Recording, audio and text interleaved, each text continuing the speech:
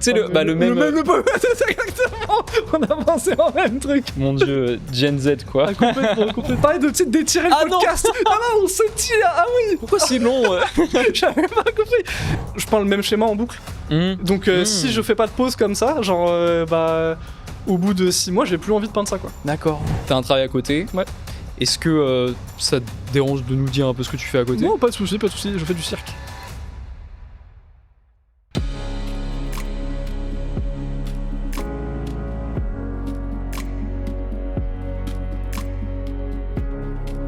Bonjour et bienvenue dans Perdu dans le Warp, votre émission My Hobby Place, un podcast, un talk show où on invite des créateurs et créatrices de contenu avec lesquels on va parler de wargame, d'univers geek, d'univers science-fiction, d'univers fantasy, de toutes sortes de choses. Et aujourd'hui, je reçois un démon mineur de Nurgle qui a pris forme humaine.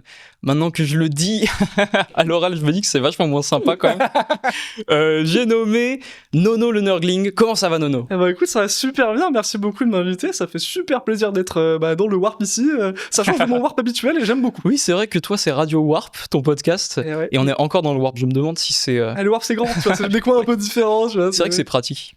Peut-être qu'il faudrait, peut-être que ton Némésis, faudrait imaginer genre perdu dans la toile spectrale ou un truc comme ça. Ah non, me parle pas d'Eldar, on commence pas comme ça. Ah ok, intéressant, mais je vais noter, je note tout de suite parler d'Eldar, du coup ça va être sympa. Bon ben ouais, merci, plaisir partagé, hein, bien évidemment, du coup de te recevoir, c'est trop cool. Et en plus, tu es donc le premier à participer au premier dans le Warp, au Perdu dans le Warp, dans le nouveau studio. Et oui, c'est vrai. Et putain, ouais. Cet endroit est magnifique. Vous ne le voyez pas, mais c'est 150 mètres carrés derrière. 50 personnes en régie, un truc de fou. C'est immense. Incroyable, j'adore. Et ouais, du coup, t'as pu voir l'entrepôt et tout. T'as pu voir My Hobby Place de l'intérieur. Ouais, et franchement, c'est bien stylé, même à l'intérieur. En tout cas, merci beaucoup. Ça nous fait plaisir. Et du coup, sans plus tarder, on va pouvoir commencer un petit peu à plonger dans ton univers, finalement, j'ai envie de dire. Est-ce que tu peux commencer par te présenter, peut-être pour les gens qui ne se connaissent pas? Ok, bah pas de problème. Alors moi, c'est Nono le Nurgling, du coup, nom de la chaîne YouTube, donc youtubeur de mon état. Et je fais des vidéos dans l'univers de Warhammer 40 000. Pour le moment, que 40 000, peut-être autre chose plus tard, mais vraiment que 40 000 pour le moment. Et dans ces vidéos, je parle beaucoup de lore, c'est pour ça que je suis le plus connu, je pense. Mais en réalité, c'est qu'une partie de ma production, puisqu'après, je parle aussi de jeux un peu plus occasionnellement, mais beaucoup après de modélisme, de collection de modèles, ou développer des pensées et des réflexions autour de sujets, de hobbies généraux, quoi. Voilà. J'essaye de tourner un petit peu, de parler de toutes les facettes du hobby qui m'intéressent et qui me parlent, et d'en faire des vidéos rigolotes, je l'espère, en tout cas un petit peu. Ouais, tout à fait. Et voilà quoi. Et ça, du coup, c'est ma vraie tête pour les personnes qui me découvriraient IRL. Voilà, bonjour. C'est vrai que d'habitude, tu fais plutôt de la voix off. En tout cas, t'as commencé en voix off. Ça va être intéressant. On va pouvoir en parler de la question dont on parlait juste avant. Non, tu fais de la voix off, mais c'est vrai qu'aussi, moi, ça m'avait surpris. Je t'avais vu pour la première fois avec ta vraie tête dans une FAQ. Ouais. Et justement, est-ce que tu peux nous parler un peu du fait, pour commencer, pourquoi t'as commencé en voix off, après t'as décidé de montrer ta tête, comment ça s'est passé tout ça? Ok, alors c'est en 2 points, un point de nécessité et un point d'idée. Le point de nécessité, c'est que quand tu commences, que t'as pas de budget, que t'as pas de matériel, que t'as rien du tout, à part des idées et des rêves, faire une vidéo de qualité dans un écosystème YouTube où tout est très beau, où tout est en très bonne qualité et compagnie, ça coûte trop cher. Et moi, j'avais pas les moyens de faire ça, donc c'était pas possible. En plus de ça, j'avais pas vraiment d'idée en particulier liée à ça, et mes inspirations, c'était pas forcément ça. Et je m'étais dit, bah ok, quitte à faire quelque chose d'original, quelque chose qui a pas été encore trop fait, pourquoi pas essayer de faire passer mon humour ou ma singularité par le biais justement de cette petite animation un peu débile, de ce petit Nurgling. Et voilà, c'est vite devenu la marque de fabrique un petit peu de la chaîne, tu vois, et voilà, un moyen de faire passer les émotions différemment, un moyen de faire passer l'humour aussi beaucoup de la chaîne différemment, et puis un moyen au début, faire des économies, quoi. Et puis, carrément. voilà, maintenant je pourrais faire les choses différemment, mais j'ai plus vraiment envie en fait, puisque j'ai l'impression d'avoir un peu trouvé ma voie et d'être content avec ça. Peut-être que dans des années ça changera, je ne sais pas. Mais aujourd'hui, je suis bien comme ça et puis voilà quoi. Ouais, je vois, ok. Et justement, en parlant du coup de petites animations rigolotes, Nono le Nurgling, pourquoi t'as choisi de partir là-dessus? Pourquoi ça a été ton personnage finalement, ce Nurgling? Ok, ça a été du RD beaucoup. Je cherchais une mascotte dans l'univers de 40K qui pouvait être bien. Le Sassy Nurgling, c'est une évidence pour beaucoup de monde, hein. C'est le truc un peu cute, un peu marrant. Mais je devais pouvoir le rendre legally distinct, tu vois, pour pas qu'on commence à me courir au cul. En particulier si je voulais faire de la merch et ce genre de choses. Donc voilà, je me suis dit, il fallait que je trouve un moyen. Et donc je l'ai redessiné parce qu'en fait, si tu vois, donc il y a la tête et le corps qui sont à peu près les mêmes, mais les bras ne sont pas les mêmes et tout le visage non plus. Il a des expressions faciales et les bras en fonction de ce que tu racontes. Exactement. Et en fait, c'est ça. C'était le moyen de le rendre expressif.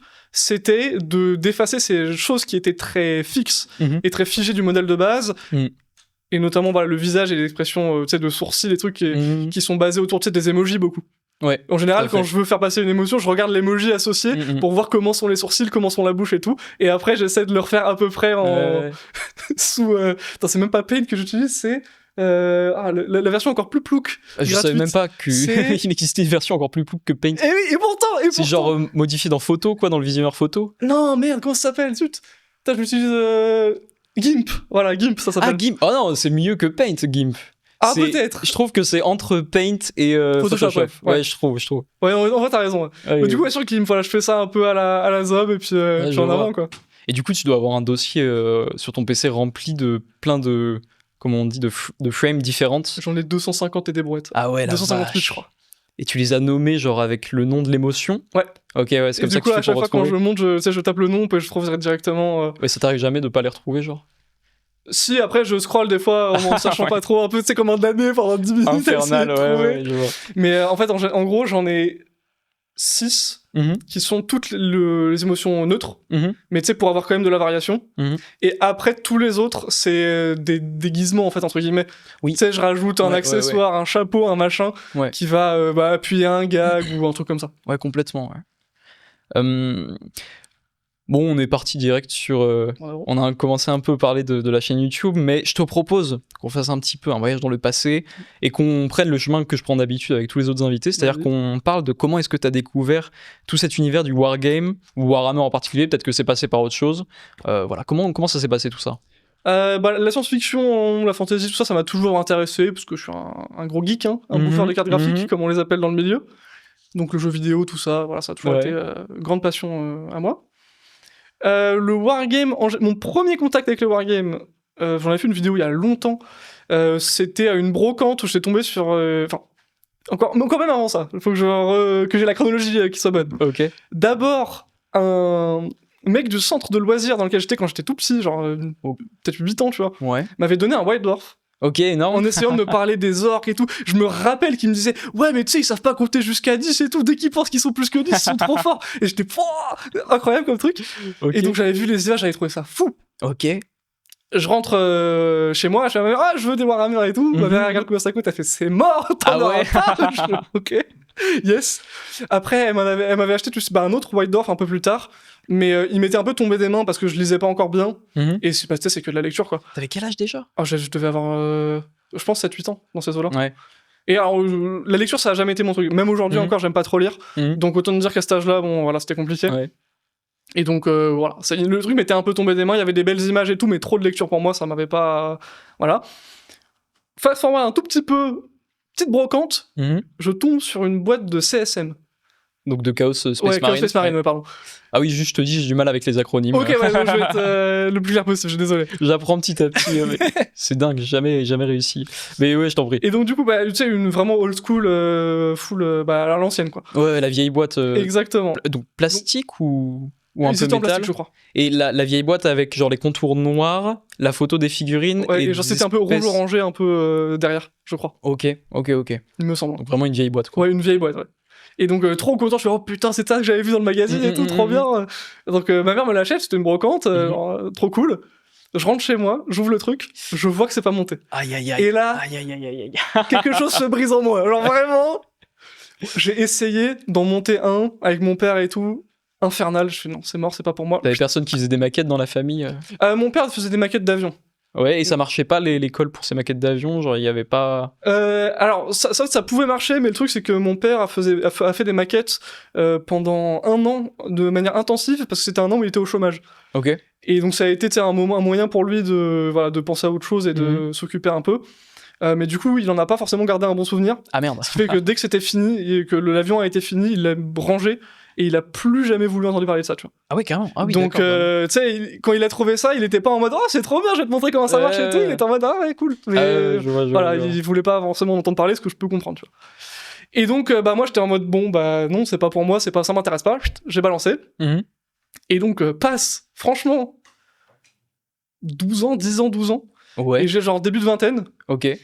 Et je tombe sur une vidéo de Magikarp Use Flight. Je sais pas si tu connais ce youtubeur. Non. Qui a arrêté depuis d'ailleurs. Mais... Magikarp Use Flight. Use Flight, ouais. Ok, non, je connais un pas. américain qui est très pote avec Bricky, qui est très connu aujourd'hui maintenant dans le Warhammer Game. Je sais pas si tu. Non, bon, Bricky. c'est pas grave. Bricky, ouais. Bah, Après, c'est que les Américains aussi. Donc peut-être vu ses vidéos, mais j'ai peut-être pas retenu le pseudo, Ok. c'est possible ça aussi. C'est celui qui fait Adeptus Ridiculous aussi, le podcast. Ah oui, bah ok, donc ça je vois. Ok, bon voilà. Et du coup, ils ont fait une vidéo qui était, je me rappelle plus le titre exact, mais c'était en gros 3 adultes se lancent dans Warhammer. Et ils arrivaient en full budget illimité dans un magasin Warhammer, en mode aujourd'hui on commence à jouer. Ah c'est excellent ça. Et c'était genre 3 vidéos d'1 heure où ils documentaient en fait comment tu construisais une liste, comment tu rentrais dans le hobby et tout. Et ça m'a vendu un rêve de fou. Vraiment j'étais en mode putain mais en fait c'est ça que je veux faire. Et pendant ce truc là je me suis rendu compte que bah le truc que j'avais vu c'était en lien avec ça, tu vois. Les petits Warhammer que j'avais trouvé quand j'étais petit, le magazine et tout, c'était en lien avec ça. Donc j'étais vraiment ouais, c'est trop bien, je veux faire ça. Bon, je commence à prospecter autour de moi, mes potes et tout. Personne veut faire ça. Je me dis, bon, normal. À l'époque, j'étais à la fac. Hein. Donc, tu sais, fac de droit et tout, bon. Ouais. C'est pas vraiment le genre de la maison, on va dire. Non, il y a d'autres trucs, oui, Ouais. à l'époque. Donc, bon, voilà, j'étais un peu le seul puant. J'étais, bon, bah, tant pis, j'ai commencé tout seul, c'est pas grave. C'est marrant quand même, il y avait personne qui avait un peu la fibre geek qui était intéressée. Un petit peu, mais pas au point de faire ça. Parce que je pense qu'on manque un peu de recul parfois par rapport à ça. Mais pour certains, tu sais, jouer à Fortnite 1 heure par semaine, c'est être un geek déjà, tu vois. Ouais, c'est vrai, donc, c'est vrai. Puis, si c'était en début de vingtaine, ouais, il y a un petit moment déjà. Ouais. C'était moins populaire qu'aujourd'hui. Ah oui, bah là on est dans une phase un peu d'âge d'or quand même de popularité. Ouais. Mais à l'époque, je pense que c'était vraiment le début de ça en fait. Les balbutiements de cet âge d'or, c'était ce moment-là, je pense. Et donc du coup, il y avait pas grand monde. Et donc bah j'étais en mode bah vas-y, je vais quand même commencer tout seul. Et j'ai acheté la boîte de démarrage de la V8 avec des Space Marines et des Plague Marines. Et c'était No Fear, je crois qu'elle s'appelle la boîte. Ouais, alors il y en a eu plusieurs. C'était pas la très grande, c'était la plus petite. Ouais, c'est ça. Il y a eu plusieurs boîtes de démarrage. Ouais, tout à fait. Ok. Et donc du coup, j'ai fait ça tout seul. J'ai peint un petit peu avec ma copine un petit peu, avec mon frère un petit peu aussi. Et c'était très rigolo. Mais très vite, j'ai vu qu'il y avait un jeu autour et que le jeu avait l'air incroyable. Et donc j'ai voulu trouver des gens avec qui jouer. Et c'est la première fois où j'ai commencé à me sentir un peu les doigts du cul. Je me suis dit bon. Ok, je connais personne, mais bah, j'aimerais bien jouer quand même. Et donc, j'ai pris mon courage à deux mains, je me suis inscrit dans une asso et j'ai déboulé. Je connaissais personne et je fais ok, bah, je viens pour jouer. Quoi. Ok, donc dès le début, le jeu il est vite arrivé en fait. Ouais, bah pour moi c'était important parce que j'aimais bien peindre, tu vois, mais le jeu m'intéressait peut-être un peu plus, tu vois. Ok, c'est énorme. Et donc j'avais vraiment envie de jouer, ça me passionnait et donc cette fibre sociale aussi avait l'air intéressante. Donc, tout ça c'était quand t'avais la vingtaine, c'est ça? Ouais, c'est allé vite quoi. Alors ça, c'était dans mes 3 premières années, je pense. Ok. Je devais avoir 23 ans, je pense, dans ces eaux-là. Ok. Ouais, à peu près. Peut-être un peu plus, je sais plus exactement. Le temps, tu sais, se dilate un petit peu. Ah oui, totalement. Mais ouais, non, voilà. Et donc j'ai commencé à jouer un peu comme ça, rencontrer des gens dans les assos comme ça un petit peu. Et au fur et à mesure, ça a pris de plus en plus de place dans ma vie. J'en ai fait de plus en plus. J'ai peint de plus en plus, joué de plus en plus, jusqu'à arriver au moment où j'ai changé de boulot. Et dans cette période-là, il y a eu 6 mois où j'ai pas bossé. Et pendant ces 6 mois-là, je me suis dit, bah, on va faire YouTube, ça va être marrant. On va s'occuper comme on peut. Ok. Et voilà. C'est là que la chaîne a été créée. Et puis, puis en avant-gagnant, quoi. Bah, je reviendrai sur la chaîne un peu plus tard dans l'épisode. Ça marche. Est-ce que dans toute cette période-là, depuis que tu as commencé à jouer et tout, et à peindre et à collectionner, et que c'est devenu un élément régulier de ta vie, est-ce que tu as eu un âge sombre, une période où genre t'as complètement arrêté, t'en as eu marre, où t'avais plus la motive? Moi je suis très cyclique comme bonhomme, Ok. et du coup il y a en fait toujours dans une année normale, il y a toujours des mois où je fais rien. Tu sais, où alors souvent ça va coïncider avec la sortie d'un gros jeu vidéo auquel j'ai envie de jouer beaucoup, tu vois. Comme par hasard. Hein. Ouais, exactement, il y a des choses comme ça. Et et donc il arrive effectivement que pendant un mois et demi, alors que je fasse rien de Warhammer, c'est très rare. Ok. Souvent je vais quand même soit un tout petit peu peindre, soit quand même faire une game ou un truc comme ça. Mhm. Ou même travailler sur les vidéos, hein, parce que c'est devenu une partie de mon quotidien maintenant. Mais typiquement, c'est sur la peinture que ça se ressent beaucoup, où il peut se passer genre 2 mois où je peins pas. Du coup, ça arrive régulièrement que t'aies des moments comme ça où pendant 2 mois. Exactement, ouais. Mais en fait, je pense que j'en ai besoin pour me. Parce que Ouais, si ouais, je c'est peins pas- en boucle, juste j'ai plus envie au bout d'un moment. Ouais, c'est ta manière vraiment de. Et puisque je peins pour jouer des armées, je peins le même schéma en boucle. Mhm. Donc si je fais pas de pause comme ça, genre au bout de 6 mois, j'ai plus envie de peindre ça, quoi. D'accord. Et justement, en termes d'armée, qu'est-ce que t'as comme faction? Je sais que t'as les White Scars. Ouais. Qu'est-ce que t'as d'autre? Alors, je te fais tout ce que j'ai eu ou ce que j'ai maintenant. Je peux te faire les deux. Oh, écoute, oui, tu peux nous dire tout ce que t'as eu aussi. Ça peut être Dans intéressant. l'ordre chronologique, j'ai eu de la DG, Mhm. Death Guard en tout premier, qui est encore l'armée que j'ai aujourd'hui, mais qui a été repeinte depuis. Mhm. En deuxième, j'ai eu des White Scars, Ok. qui ne sont pas ceux que j'ai aujourd'hui, Ah, ok. puisque je les ai vendus à l'époque. Mhm. Ensuite, j'ai eu des Thousand Sons, Ok. que j'ai encore. D'accord. J'ai eu des Votan, Ok. que j'ai vendus il y a genre 3 ou 4 mois. Un auditeur du podcast d'ailleurs. Bisous si tu m'écoutes. D'accord. Là, avec les dernières sorties Votan, t'as pas Pas un peu trop. triste? En fait, le gros souci qu'il y avait, c'est qu'il y avait une vraie redondance de gameplay avec la Death Guard, c'était très proche. Avec la Death Guard ou les Votan? En fait, les deux justement se ressemblaient beaucoup D'accord. à jouer. C'est une armée avec beaucoup de tirs, mais plutôt efficace au corps à corps, dépendamment de l'unité que tu joues. Relativement lent, avec pas mal de transport et tout, avec les Plague Marines. Ça se ressemblait un petit peu. Enfin, en tout cas, moi, dans la manière dont je les jouais, ça se ressemblait. Mhm. Et ça se ressemblait trop. J'avais pas envie de rejouer D'accord. ça. D'accord. Donc, voilà, j'ai balancé un petit peu. Et du coup, j'ai recommencé des White Scars parce que j'avais regretté amèrement de m'être séparé de ma première armée White Scar. Et j'avais essayé de retrouver le mec à qui je les avais vendus. Et malheureusement, lui-même les avait revendus à un autre mec. Donc ça devenait trop compliqué. Je fais, c'est pas grave, tant pis. Ah non, trop triste. Et donc j'ai recommencé. Et je suis très content d'avoir recommencé. Et c'est mon projet là depuis 5 mois, je dirais. Ok, ça fait 5 mois. Bah ouais, justement, peut-être que vous voyez. Alors, les auditeurs, vous voyez sûrement pas. Ceux qui regardent, ceux qui écoutent le podcast, ceux qui ont la vidéo, vous voyez peut-être que sur la 6 juste à côté de nous, il y a quelques petits échantillons des armées de Nono. On en parlera un peu plus tard dans l'interview en détail. Mais ok, donc toi, ça fait 5-6 mois que t'es sur les White Scars là. À peu près, ouais. Mais c'est vrai que des fois, ça peut être sympa de reprendre une armée, d'avoir vendu toute une armée, puis de la refaire plus tard, parce qu'au moins tu redémarres sur des bases où t'es un peu plus expérimenté, quoi. Ah, exactement, même pour le schéma de couleur, parce que tu sais, le blanc, c'est un peu connu pour être un bourbier à peindre. Et au fur et à mesure du temps, j'ai développé une manière un peu plus. Enfin, qui me convient un peu plus de les peindre, donc je suis content en vrai de l'avoir récupéré. Et puis ça m'a permis d'avoir l'épreuve du temps un petit peu, tu sais, parce que parfois, t'es attaché à une faction ou un truc à l'instant T, mais au fur et à mesure du temps, tu t'en désintéresses un peu. Et typiquement, avec les Votan, c'était un peu ça. Le fait que le gameplay soit redondant, le fait que la peinture était sympa, mais c'était pas le truc que je préférais non plus. Je m'en suis désintéressé relativement vite, tu vois. Alors que là, bah voilà, il y a eu des années qui sont passées entre les premiers et les nouveaux White Scars, et je les aime toujours autant, tu vois. Donc c'est que c'est bon, c'est qu'il y a un truc. Ils sont cool les White Scars, ouais, ça c'est sûr, ils sont trop cool. Force the can, baby. Et justement, t'as évoqué la peinture, notamment la peinture de la couleur blanche. Toi, t'es plutôt un peintre qui va être, genre perfectionniste. Genre t'as vraiment besoin que toutes tes figurines soient magnifiques. C'est pas niveau Golden Demon. Ou est-ce que tu dis, bon allez, là c'est des scouts, je les peins vite fait? Alors, y a rien que je peins vite fait, à part les Poxwalker, parce que j'en ai 100, et je peux te dire que ceux-là, il y a eu de la contraste, et nix, c'est bon, c'est tout. Mais hormis ça, non, en fait, j'ai un niveau de standard d'armée qui est un process que je fais sur tout. Et donc tout est peint au même niveau, sauf les personnages où j'essaye de donner un peu plus. Ouais, bien sûr. Mais du coup, non. Mais par contre, dans le process de peinture que j'élabore pour l'armée, j'essaye de faire au plus simple. Tu sais, je fais pas... Typiquement, faire les base coats, je déteste ça. Genre, c'est peindre juste les couleurs de base et tout, je trouve ça chiant à crever. Donc ça, j'essaye de le faire le plus simple possible. en utilisant un peu de contraste notamment, ou en essayant de tirer le plus profit de la couche de base que je mets en dessous, tu vois. Mais L'aéro, t'as jamais essayé? Ah si, j'en ai un. Ah, t'en as un? Alors, je l'utilise pour zénithal, pour sous-coucher, certaines couleurs, le noir notamment. Mais j'ai jamais proprement peint avec, parce que je me suis rendu compte que j'aimais assez peu le... En fait, alors, j'habite dans un appart, j'ai pas, tu sais, d'espace hobby à proprement parler, c'est un bureau qui est aussi le bureau sur lequel je travaille pour YouTube et compagnie. Ah ouais. Donc je dois, tu sais, faire tourner les affaires pour pouvoir l'utiliser à des fins différentes, et donc je peux pas me permettre d'avoir une extraction pour l'airbrush et compagnie, donc je m'en sers vraiment occasionnellement, pas pour peindre à proprement parler. Ok, je vois, ouais. Justement, là c'est intéressant, t'évoques donc ton bureau qui te sert de bureau de travail, de bureau YouTube, mais aussi de bureau Wargame.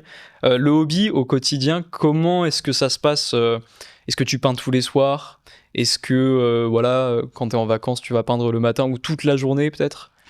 Alors, mon truc habituel, on va dire, j'aime bien peindre entre une demi-heure et 1 heure tous les jours, si je peux.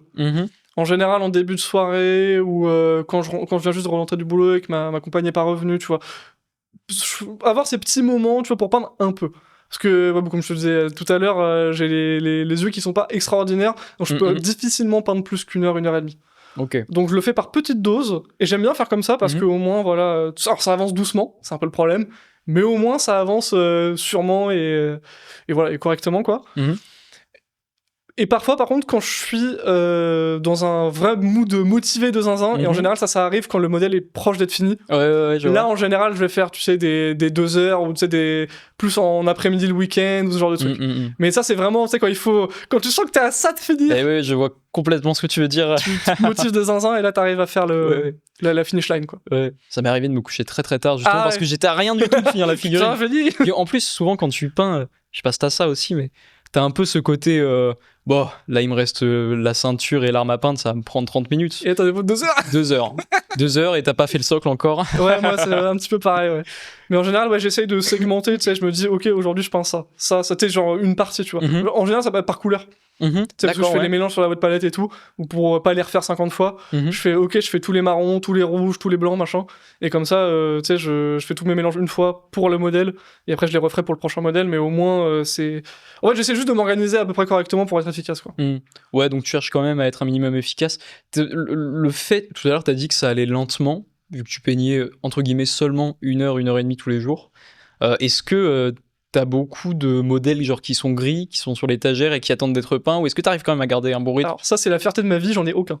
Aïe, c'est assez impressionnant. Alors ça, tu peins, t'achètes? Alors, c'est un secret, je vais te le donner. La tech, c'est d'être pauvre. Parce que quand t'es pauvre, tu ne peux pas avoir 50 boîtes qui traînent et qui servent à rien. Ouais, je vois. Donc en fait, alors, c'est une blague, hein, il y a un fond de vérité là-dedans, mais ça va, je vous rassure, je suis pas à la rue non plus.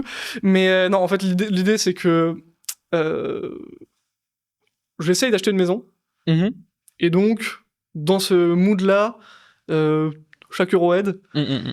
Et donc, quand je peins un truc, je déteste en fait avoir, tu sais, le truc... En fait, je déteste même avoir la boîte qui me regarde en mode « c'est moi le prochain, allez, dépêche-toi » et tout. Okay. Ça me stresse, tu vois.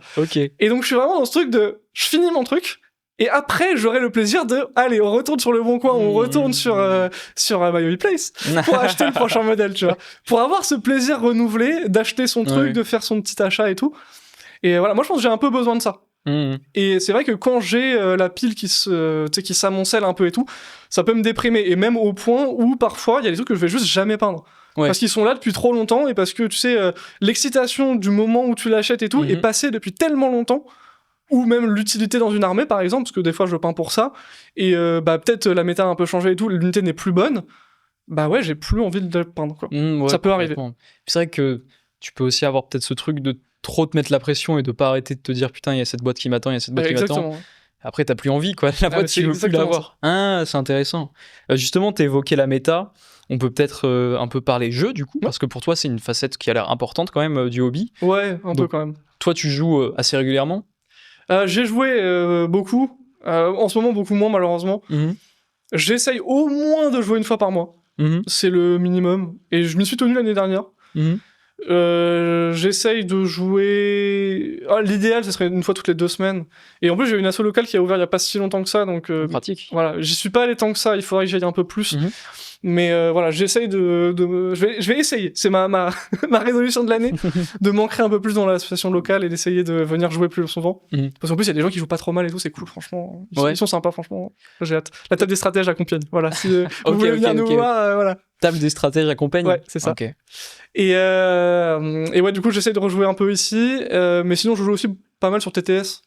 Ouais, C'est un carrément. bon ouais, moyen tu m'avais d'avoir dit de ça. l'entraînement de qualité en général, Mhm. avec des gens qui jouent correctement. Parce que j'ai toujours eu ce truc de vouloir apprendre à jouer mieux, tu vois.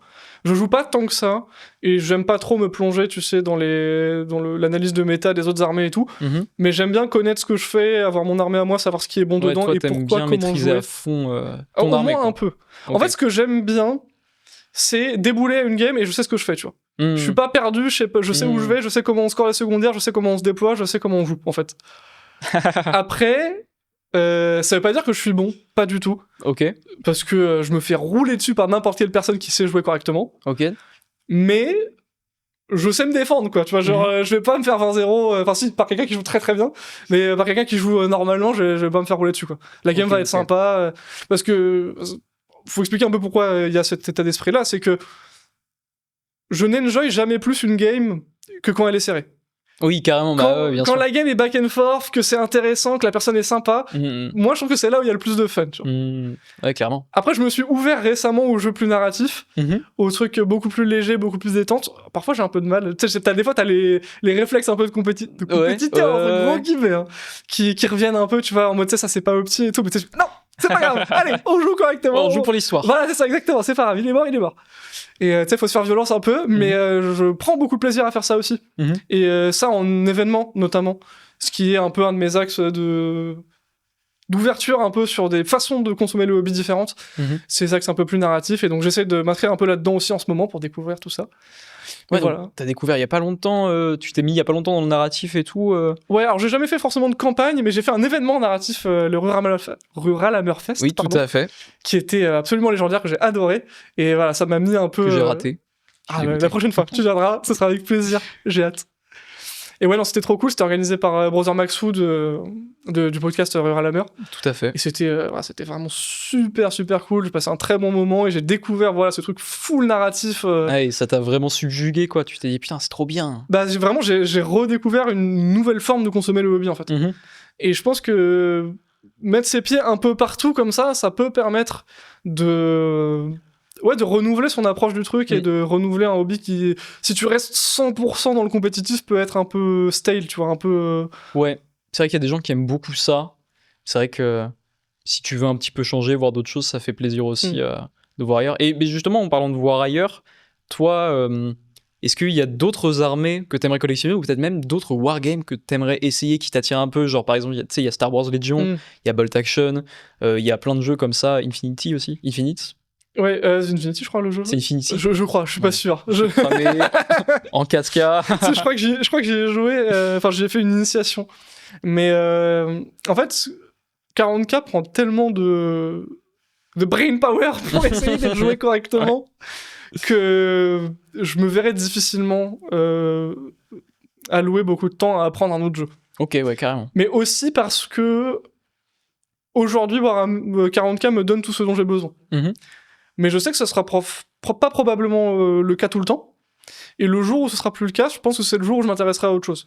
Ok, d'accord. Et genre, typiquement, les modèles d'AOS, je les trouve extraordinaires. J'ai entendu beaucoup de bien de Spearhead. Et je serais assez motivé à l'idée d'essayer ça, tu vois. Ça me paraît très sympa. Après, les autres univers, Star Wars et tout, bah, c'est mon enfance, tu vois. Mais j'y suis plus particulièrement attaché depuis longtemps. Donc, bon, ça me botte moyen, quoi. Toi, t'es plus fan vraiment, genre, de Warhammer et de tout ce qui entoure Warhammer que des jeux de figurines, quoi. Que les petites figurines en général. En vrai, je pense, ouais, parce que je connaissais pas les petites figurines avant Warhammer. Je pense qu'il y a un peu de ça, tu vois. Et après, c'est pareil, toute la frange historique. D'ailleurs, c'est fun fact, dont j'habite à Compiègne. Et Compiègne, c'est une des villes historiques de la petite figurine. Ah ouais? Oui, parce qu'ils ont produit pendant très longtemps les figurines qui servaient pour l'armée. sais, mais à l'époque de Zion, hein, de Napoléon et compagnie. Pour Hein. représenter sur la carte les Exactement. armées. Et il y a un musée de la figurine historique, du coup, à Compiègne. C'est dingue, attends, je savais pas ça. Bah, peut-être que je l'ai su un jour. Mais d'accord, ok, énorme. Et donc, il y a tout le processus de caster les bonhommes en plomb et tout. Ouais. Et alors, le musée est fermé aujourd'hui, puisqu'il est en train de changer de local. Ok. Mais voilà, il y a tout ce truc-là. Et dans ce musée-là, il y a un petit endroit qui est consacré aux trucs plus modernes. Ok. Et du moins, il y a des gens de l'assaut, je crois, qui ont été contactés pour peindre des modèles dans le cadre de ce truc-là. Ok, putain, énorme. Donc ça fait Ok, la c'est filiation cool. avec le modèle. Bah, carrément. Toi, t'as quand même du coup une grosse collection ou une petite collection, tu dirais? Pas énorme. Je pense que... Alors, en termes de points, j'ai 2000 points de TS, 4000 de DG. Donc Thousand Sons, Death Guard. Ouais, Death Guard, ouais. Et je crois que j'ai tout pile 1000 points de Wildcard que j'ai terminé genre il y a pas longtemps. Ok. Donc tu vois, ça fait... j'ai une... Oui, c'est pas... J'ai une vitrine, mais tu sais, genre large comme ça, et elle est remplie. Ok, ouais, je Donc vois. c'est pas genre la pièce entière à tapisser tous les murs et tout, mais c'est pas non plus miskin, ça va. C'est vrai que contrairement à certains invités, genre Iggy, lui, il a Des années de collection, une c'est collection immense, il a plein d'armoires. C'est ce qu'il explique là quand je l'avais invité la dernière fois. Ah ouais, ok. Et du coup, t'as répondu à ma prochaine question qui était de savoir comment tu stockais les figues dont toi elles sont en vitrine. Ouais. Et imaginons que t'aies beaucoup plus de figurines. Est-ce que toi c'est genre obligatoire qu'elles soient en vitrine ou est-ce que tu peux faire comme par exemple AS Miniature, aller stocker dans des caisses, dans des boîtes? Ouais, toi ça te dérangerait pas de faire ça? C'est compliqué, en fait ça dépend de l'espace que t'as à disposition, tu vois. Parce que moi je sais qu'il y a un vrai plaisir à les voir. Tu sais, à passer devant et à les voir et à me dire putain ouais, j'ai bossé là-dessus, je l'ai fait et tout, il y a de la satisfaction là-dedans. Mais après le stockage en vitrine a des problématiques de poussière notamment, tu vois. Donc c'est vrai que pour des questions de praticité ou de transport même, je peux comprendre que stocker en boîte ce soit cool, tu vois. Mais après moi c'est vrai que si vraiment je devais choisir, la vitrine je préfère. Ouais. C'est quand même plus confort, c'est quand même plus... je comprends, je suis du même avis. Team vitrine. Ouais. Carrément. Et t'as évoqué toutes tes figurines, t'as évoqué les armées. Est-ce que tu collectionnes aussi des décors peut-être? J'ai peint des décors de... Comment s'appelle ce jeu? Kill Team? Non, la version AOS... Spired? Donc avant... Warcry? Warcry, exactement, voilà. J'avais peint des décors pour Warcry, et j'avais bien aimé, mais vite sans plus. Peindre des décors, c'est pas trop mon truc. Ah, c'est pas ton truc? Pas trop. Je suppose que t'as pas une table de jeu du coup non plus. J'en ai une 13 à l'arrache, tu sais, avec des trucs en MDF. J'ai que des L. Tu sais, le décor que tout le monde déteste, bah voilà, j'ai que ça. Ouais, et tu sais, j'ai les patrons de table WTC pour faire une table... Ok. Ouais, donc à l'occasion, genre si t'es chez toi et que tu veux jouer avec quelqu'un, ouais, je peux. Tu peux te faire une petite table, une petite partie quoi. C'est ça, ouais. En général, quand je m'entraîne pour les tournois, les trucs comme ça, je fais ça en général. Mais après, non... J'adore les belles tables de zinzin et tout, mais il y a une vraie problématique de place avec ça. Ouais. Ça prend énormément de place et tout, et moi j'ai pas un espace gigantesque, donc je peux pas me permettre d'avoir ça chez moi. Ouais, non, je vois parfaitement ce que tu veux dire. Et d'ailleurs, tu dis t'entraîner pour les tournois et tout, donc ça va me permettre de rebondir sur 2 questions. La première, je me demande, est-ce que toi, dans ton entourage proche, genre peut-être ta compagne ou tes amis, est-ce que tu les as convertis à Warhammer? Est-ce qu'ils jouent avec toi? À mon grand désarroi, non. Ah. Non, déjà, ma compagne tolère le fait qu'il y ait des Warhammer chez nous et dans notre salon. Okay. Donc voilà, je le remercie déjà pour ça. Bisous, si tu les écoutes. Ok. Mais sinon, non, c'est pas son truc. En fait, elle est joaillère. Et donc, elle travaille déjà toute la journée sur des petites pièces, sur des trucs de précision et tout. Donc, quand je lui parle de peinture et tout, elle a pas envie, quoi. C'est encore le boulot pour elle, donc non, c'est mort. Ouais, j'imagine. Mais, et puis non, elle est pas du tout fantasy, truc comme ça. C'est vraiment à des années-lumière de ses considérations. Okay. Donc, déjà, voilà. Si déjà elle me regarde pas mal et qu'elle accepte que je fasse tout ça et qu'elle m'aime quand même, j'en suis déjà reconnaissant. Ouais, je vais pas pousser ma chance plus loin que ça. Je vois. Mais sinon, après, non, mon frère est à fond là-dedans aussi, même d'univers. On joue beaucoup aux jeux vidéo ensemble et tout. Il y a pas mal ce truc-là. Et après, non, oui, j'ai beaucoup de potes rencontrés par les assos, rencontrés par YouTube et tout, qui partagent ces hobbies-là avec moi. Ouais, je vois. Souvent, c'est ça.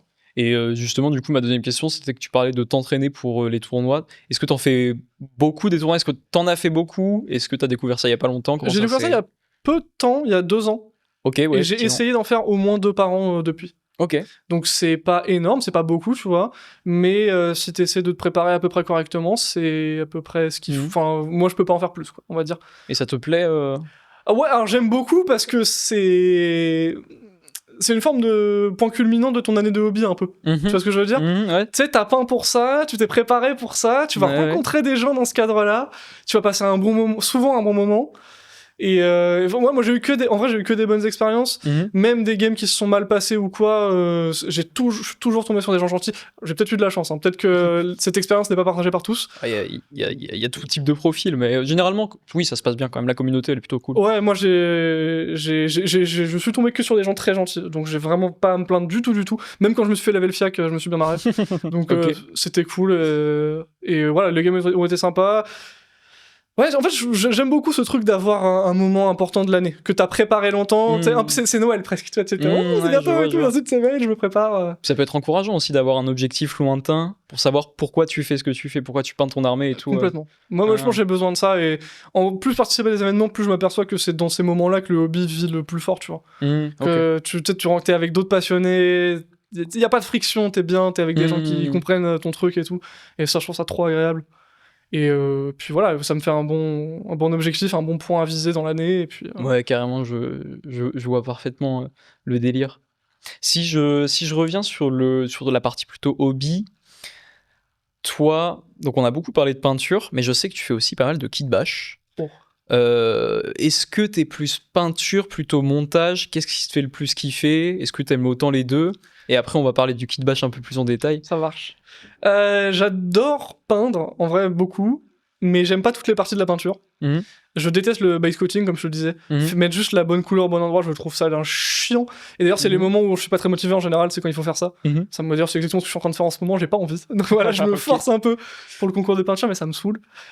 Et mais après, dès que je fais les highlights, dès que je fais les transferts, les trucs comme ça, là, d'un coup, c'est le moment où ça accélère, quoi, où vraiment je sens que ça se finit, où ça me botte de fou. Monter les figurines, je déteste ça. C'est vraiment la période que j'aime le moins du truc. Ok. Par contre, kit bash, c'est la période que je préfère, je pense. C'est un peu paradoxal, hein, c'est bizarre. Bah, je trouve pas. Je peux comprendre. Ok. Je peux comprendre. Bah, parce que monter, il y a un peu un côté, genre si tu suis précisément la notice, parfois j'ai l'impression qu'il y a un peu un côté, bah t'es à l'usine, quoi. Et c'est un peu ça, ouais. Et tu fais le travail. tu fais comme ça. C'est exactement ça. Ouais. Et puis il y a ce truc de, je déteste, tu sais, enlever les mod lines et tout.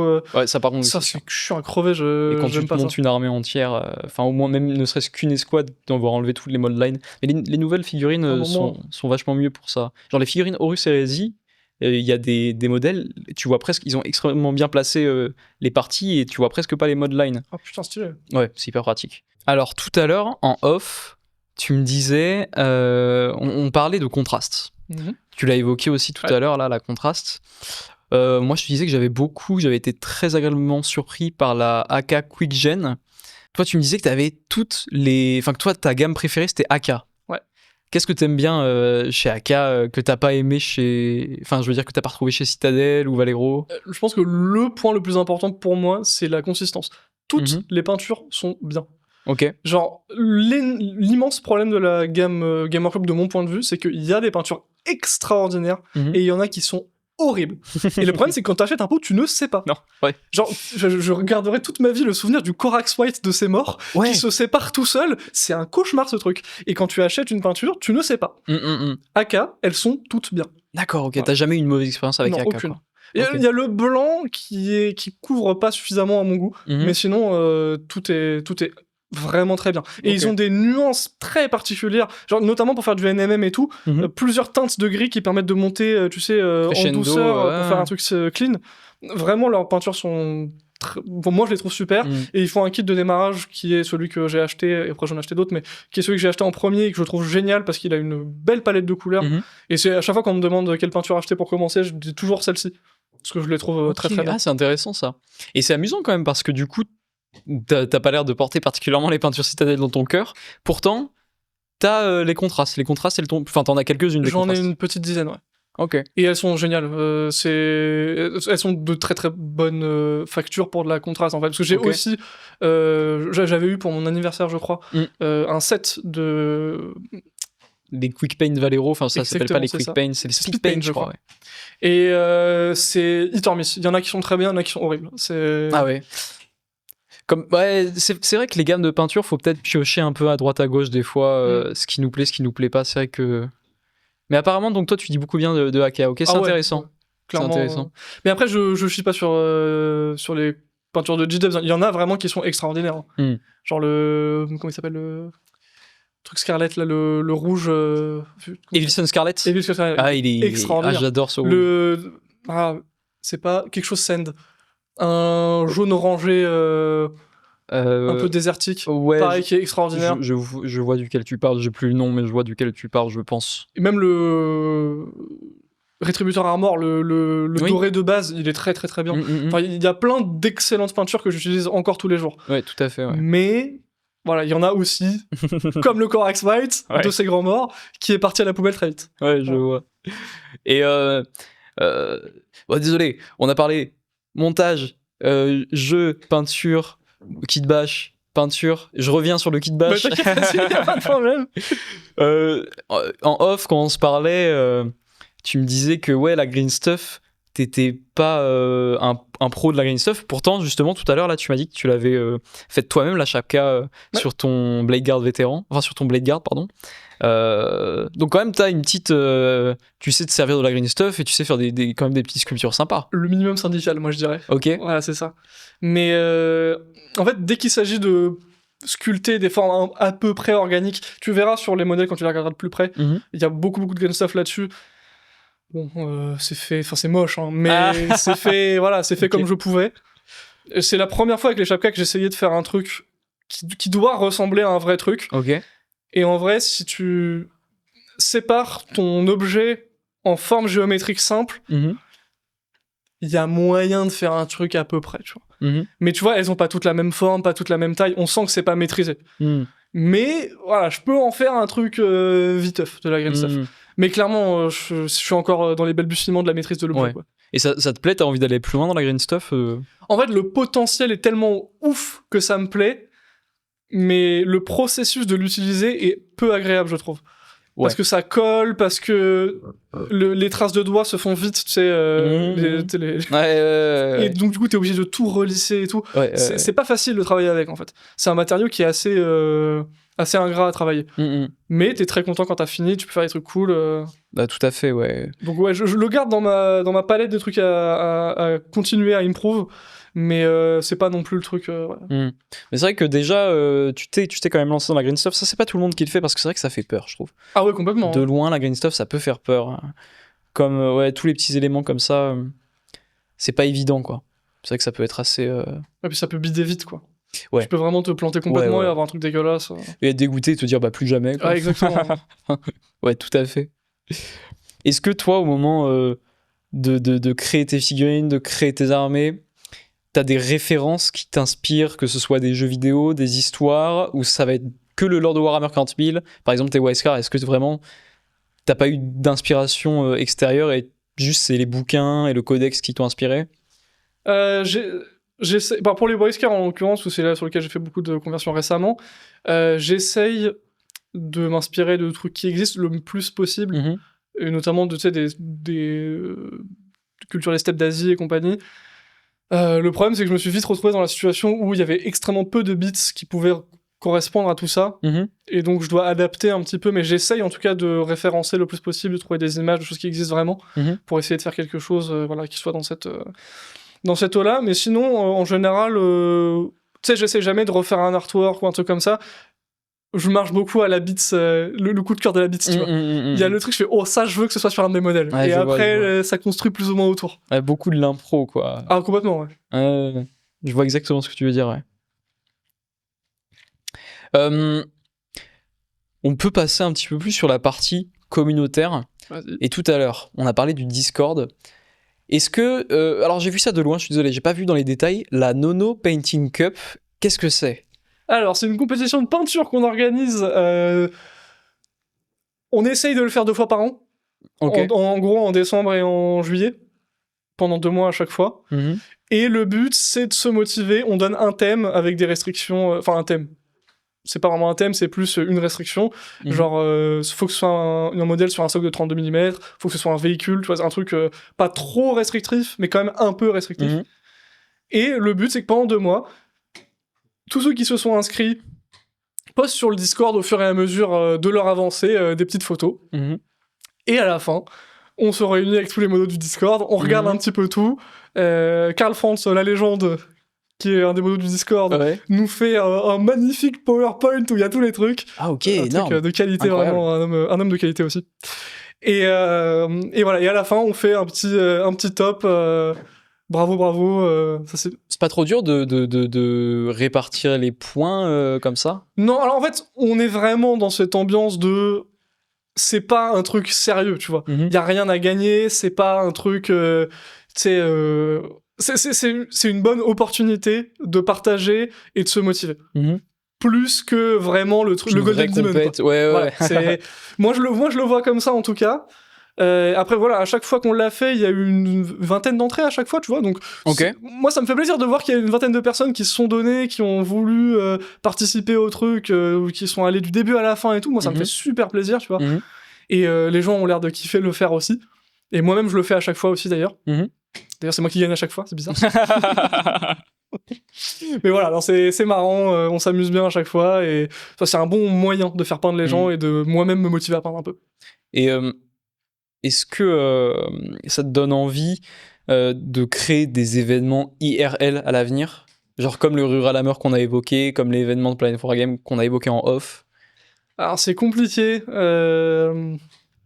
En fait, donc j'ai YouTube et je travaille aussi. Alors pas 35 heures, mais un petit peu moins. Mais je travaille quand même. Et du coup... mon planning de vie est déjà vraiment serré de zinzin. Ouais. Et du coup, je pense que j'aurais juste pas le temps de le faire, hormis grand changement dans ma vie, changement de boulot ou j'en sais rien peut-être. Ouais. Et de toute façon, en fait, je sais les galères que c'est de faire ce genre de choses. Ouais. Et c'est de très beaux événements et je suis extrêmement content que des gens aient la motivation et voilà l'abnégation de le faire. Mais aujourd'hui, moi, c'est pas le cas. Et donc, non, faut pas s'attendre à un événement organisé par mes soins dans les années qui viennent. Je participe avec grand plaisir quand on m'invite, etc. Il n'y a pas de problème. Mais là, non, organiser, c'est pas pour moi. C'est vrai qu'il faut vraiment apprécier ça et savoir le faire. Et c'est vrai que même des fois, il y a des choses qui peuvent paraître simples dans l'organisation de gros événements comme ça. Ouais. Bah, j'avais parlé beaucoup à Maxou qui avait organisé le Rural Hammer justement, et il me disait que ça a été extrêmement dur. Il en était extrêmement fier. Ouais. Et il a toutes les raisons de l'être parce que c'était génial. Mais voilà, il en a pas dormi pendant longtemps, quoi. Ça a été vraiment un truc dur. Ouais. Ok, putain la vache. J'imagine. Avant de passer à la partie un peu plus YouTube et création de contenu, j'ai encore 2-3 questions sur le hobby. Vas-y. Notamment... Enfin, sur le hobby. J'ai 3 questions en particulier. Vas-y, envoie. T'as dit que t'aimais bien savoir jouer ton armée, savoir quoi faire sur le champ de bataille et tout. Tu m'as l'air quand même d'un peu suivre les actus, notamment au niveau de la méta, tout ça.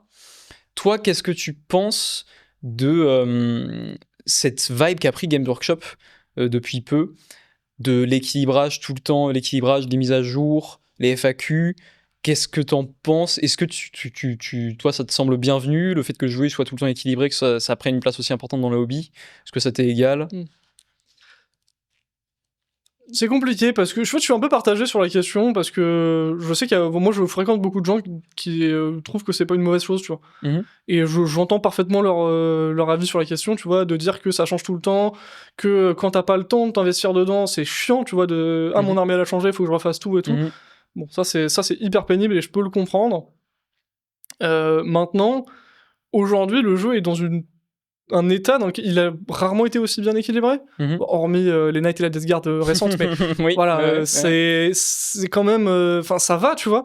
Tu déboules dans une game, parce que j'ai connu un peu le début de V9, je déboulais à des games, je savais que j'allais perdre, parce que je ne pouvais pas gagner, parce que le truc n'était pas balance du tout, tu vois. Ok. Et ça, il y a rien de pire, en vrai. Ouais. T'as beau faire mieux que tu peux, tu sais que tu vas perdre, c'est chiant. Et même à niveau équivalent ou quoi, hein, parce que bon, des fois, tu déboules contre quelqu'un qui joue beaucoup mieux que toi, tu vas perdre, t'es sûr, même si, voilà. Mais au moins, techniquement, t'es censé avoir les mêmes armes. Là, il y avait ce truc de hard match-up où c'était pas possible, quoi. Et ça existe quasiment plus, tu vois. Et je trouve que c'est une très, très, très bonne chose. Moi, je suis très fier de ça, et puis ça donne... une une forme de, comment dire, de renouvellement du jeu, une forme de nouveaux questionnements qui se posent régulièrement, une forme de petite attente aussi, c'est la FAQ, on va voir ce qui se passe, qu'est-ce qui change et tout. Alors, est-ce que mon armée est inutile ou trop forte ou équilibrée? Ouais, voilà, faut pas le prendre trop à cœur, je pense, tu vois, pas en mode c'est bon, je balance tout, je change d'armée. Faut rester sur ok, ce sera moins fort, mais tant pis, tu vois, parce que il y a des datas qui montraient que c'était trop fort, donc il faut, tu vois, tu peux ne pas être d'accord avec comment ça a été fait, si ça a été trop d'un côté, trop de l'autre, bon, voilà. Mais voilà, moi, j'ai rien contre ce changement-là, et au contraire, moi je trouve qu'il est bienvenu. Je trouve que c'est une bonne chose que ça se passe comme ça, peut-être trop souvent. Je peux entendre l'argument, mais moi, j'en suis satisfait. Ouais. Tu dis ça parce que tu joues pas Orc, hein. Alors peut-être, effectivement. C'est vrai. Non, je sais pas, dites-moi votre avis en commentaire. C'est vrai que les orques, moi je les trouve difficilement jouables, hein, cette édition. En fait, c'est toujours pareil, c'est que toutes les armées sont jouables dans des builds très spécifiques. Si tu joues les trucs de base sans trop aller chercher les machins qui sont forts, tu peux te faire rouler dessus très très vite. Ouais. Mais il y a des gens qui tournoient avec de l'orc et qui s'en sortent pas trop mal. Ils vont pas faire de top 1, mais ils vont faire du 4-2, des trucs comme ça, tu vois. Ils peuvent jouer correctement. Ouais. Après, souvent, ce qui se dit chez les orcs, c'est que de toute façon, depuis le début, apparemment, alors moi, j'ai jamais joué aux toutes premières éditions, mais apparemment, depuis le début, tu joues pas pour jouer. Les orcs, c'est clairement pas, ça a jamais été une armée méta, quoi. Ah, mais les orcs, c'est joué par un type de good guy très particulier. Ah, mais ça, oui, je suis les tout à mecs fait qui déboulent en d'accord. claquettes et qui sont là pour s'amuser, tu vois. Moi, je les aime bien, moi. D'accord, mais on en parlait hier avec des gens, ils disaient la même chose. Bah, c'est vrai que les joueurs orcs, mais il y a une mentalité orc, moi, je pense. Hein. C'est vraiment une orc mentality, tu vois. Ouais. Mais après, il y a eu ce truc que j'ai toujours trouvé bizarre, c'est que les orcs ont été giga méta à plusieurs moments, mais toujours très peu de temps. Genre, ils ont toujours été hard nerf très vite. Ouais, tout à fait. Et je sais pas trop pourquoi. Parce qu'il y a des armées qui restent broken 6 mois. Là, les orcs, ça a jamais été plus d'1 mois, tu vois. Et c'est très bizarre et c'est très vrai, ouais. Avec genre les speed freak ou les machins comme ça, ça a été. Et là, la dernière fois que ça m'a fait ça, c'était avec le détachement. De Noël, non? C'était. Est-ce que c'était celui de Noël? Je sais pas si c'était. Non, je crois que c'était un peu après. C'était le détachement Bad Moons, tu vois, spécialiste des tirs. Il était cassé, il était trop fort. Et il s'est fait nerf une semaine ou 2 semaines après. Encore une fois, peut-être que c'est mon avis et que les gens seront pas d'accord. Moi, je trouve que maintenant, il a pas plus d'intérêt que les autres. Il est même peut-être moins bien que les autres détachements. Donc c'est vrai, c'est très vrai ça, ce truc des orques qui sont trop forts et hop, ça redevient nul. C'est une observation. Après, je sais pas si c'est juste, si c'est factuellement pas vrai, peut-être. Hein, mais moi, en tout cas, c'est ce que j'ai eu l'impression de constater. Bah, en tout cas, je suis d'accord. Après, peut-être qu'effectivement, c'est notre avis. Moi, j'invite les gens à donner leur avis en commentaire. Il y a pas de souci. Hein. Je pense pas à détenir la vérité absolue. Ok, deuxième question que je voulais te poser. On a parlé un peu jeux vidéo avant de lancer l'émission, juste avant. Tu me disais que tu étais plutôt plutôt Nintendo, mais tu me disais aussi que tu avais eu un PC. Moi, ce qui m'intéresse de savoir, c'est les jeux Warhammer, les jeux vidéo Warhammer. Est-ce que tu as eu l'occasion d'y toucher? Ouais, ça fait partie de mes grands chevals de bataille d'essayer de faire une review de beaucoup des jeux qui sont célèbres notamment. Et là, pas plus tard que demain, je vais commencer le remaster de Dawn of War qui est sorti il y a peu, pour essayer de voir un peu où est-ce que ça se goupille. J'ai joué à tous ceux qui sont sortis récemment. Et je dirais que hormis Darktide, qui surnage vraiment largement, on est sur un niveau de qualité qui est moyen plus. Genre, ça va, c'est pas des mauvais jeux pour certains. Il y a même des jeux qui sont très bien. Genre Space Marine 2, c'est un bon jeu, c'est bien, tu vois. Oui. Mais il n'y a pas de jeu extraordinaire, je pense. Ouais, hormis peut-être Total War. Mais c'est pas trop mon style de jeu, donc je saurais peu dire, tu vois. C'est précis, Total War, ouais. C'est vrai que c'est... Mais je sais qu'il y a des gens, voilà, c'est leur truc, tu vois. Et je sais que c'est... Pour qu'il y ait des gens autant fans, c'est que c'est forcément un jeu, tu sais, qui en a sous le capot, quoi. Ouais, c'est vrai qu'il est assez complet. Bon, pareil, je suis pas trop Total War, mais c'est vrai qu'il est pas mal complet, Total War. Surtout le 3, en fait, avec toutes les factions et tous les DLC qu'il y a en plus. Ouais, la campagne avec tout ensemble, là, ça... Ouais, carrément. Puis il y a des gens qui modent le jeu aussi. Ah ouais, bon, voilà, si tu commences à te faire, si t'es fan de Battle, t'as moyen de faire de vraiment t'amuser, quoi. Et du coup, ouais, Dawn of War...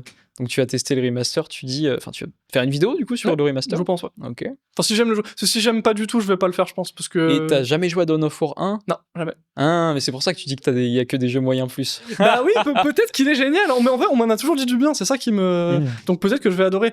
Mais c'est juste que le genre du RTS, c'est vraiment un genre qui a été laissé sur le teco depuis genre 2010, et j'ai pas joué à un RTS depuis StarCraft 2, quoi. Ok, Donc j'ai d'accord. peur que voilà, ce soit un peu le D'accord. À titre personnel, je trouve que le mode, au moins pour le mode campagne, il mérite d'être joué. Bah, c'est ce que je vais faire Ouais, au moins, ouais, et après je jouerai un peu plus pour avoir un avis un peu plus, tu sais, Mm. précis. Mais ouais. Ok, tout à fait. Mais sinon, il y a eu quand même des bonnes surprises récentes. Boltgun m'avait vraiment fait et marrer tu as de fait ouf. une vidéo sur Boltgun d'ailleurs. Oh, ma deuxième vidéo, je crois. C'était- La troisième. Troisième. Oh Ouais. putain, ouais. Expert. Après, ça se trouve, je dis n'importe quoi. Hein. Tu connais mieux que moi. Je Je crois crois que que c'est la c'est deuxième ou troisième. troisième. Ouais, c'était il y a un moment. Et donc Boltgun m'avait m'a très agréablement surpris, pardon. Space Marine 2, malgré sa campagne un peu gaze du fiac, est quand même pas trop mal. Et est quand même très bien. Ouais. En fait, c'est horrible parce que c'est factuellement un bon jeu, mais je l'aime pas tant que ça. Mhm. Et ça, je m'en suis rendu compte. En fait, j'ai beaucoup joué pour faire le test, et j'étais très positif dans le test. Je n'ai jamais relancé le jeu Aïe. parce que j'ai jamais eu envie d'y rejouer. Ah ouais. Tu vois, j'avais l'impression de. Alors que pourtant, j'y ai pas joué genre 200 heures. Mhm. J'ai joué peut-être 40, tu vois. Ok. Ce qui est beaucoup pour un jeu, mais ce qui est pas pour un jeu, tu sais, le Game as a Service comme Space Marine a Ouais, tout à fait. l'intention de l'être. Tout à fait. C'est pas beaucoup. Tout à fait, ouais. Et bon, j'y ai pas rejoué, j'y rejouerai. À moins d'un gros DLC ou d'un truc comme ça, j'y rejouerai pas, tu vois. Bah ouais, c'est vrai que je sais pas s'il va aller bien loin ce jeu parce que ils ont annoncé le 3 dans la foulée en fait. Ah ouais, bah c'est ça, je pense que ce Ils sera ont un annoncé nouveau le 3 dans jeu. la foulée, donc je pense qu'il y aura pas de gros DLC, de trucs à se tirer les cheveux de la tête. Le 1, tu l'avais testé, Space Marine 1? J'avais fait le test sur la chaîne aussi, juste avant la sortie du 2 pour être dans les bonnes conditions. D'accord. Et c'est un jeu sympa, ouais. C'est donc très dans son époque, tu sais, les couloirs, le gris. Ah, tout à fait dans son Après, le jeu est fun, hein. Et il y a le collecteur test à fond pas de citation. Quand j'ai vu ce même, j'ai éclaté de rire, je savais pas que ça faisait ce jeu-là. Ouais. J'étais mort de rire. C'est comme quand tu joues à Metal Gear Solid 5, tu vois un nombre de mèmes au kilomètre carré, c'est extraordinaire. Ah ouais, complètement. Ouais, il y a des jeux comme ça, tu sais, quand t'as la culture internet, et après tu découvres le jeu et tu fais putain, mais c'est ça. Tu sais, le même. Here I come. Oh, here I come. Oh. On a pensé en même truc. Mon dieu, Gen Z quoi. Ah, complètement. Ok.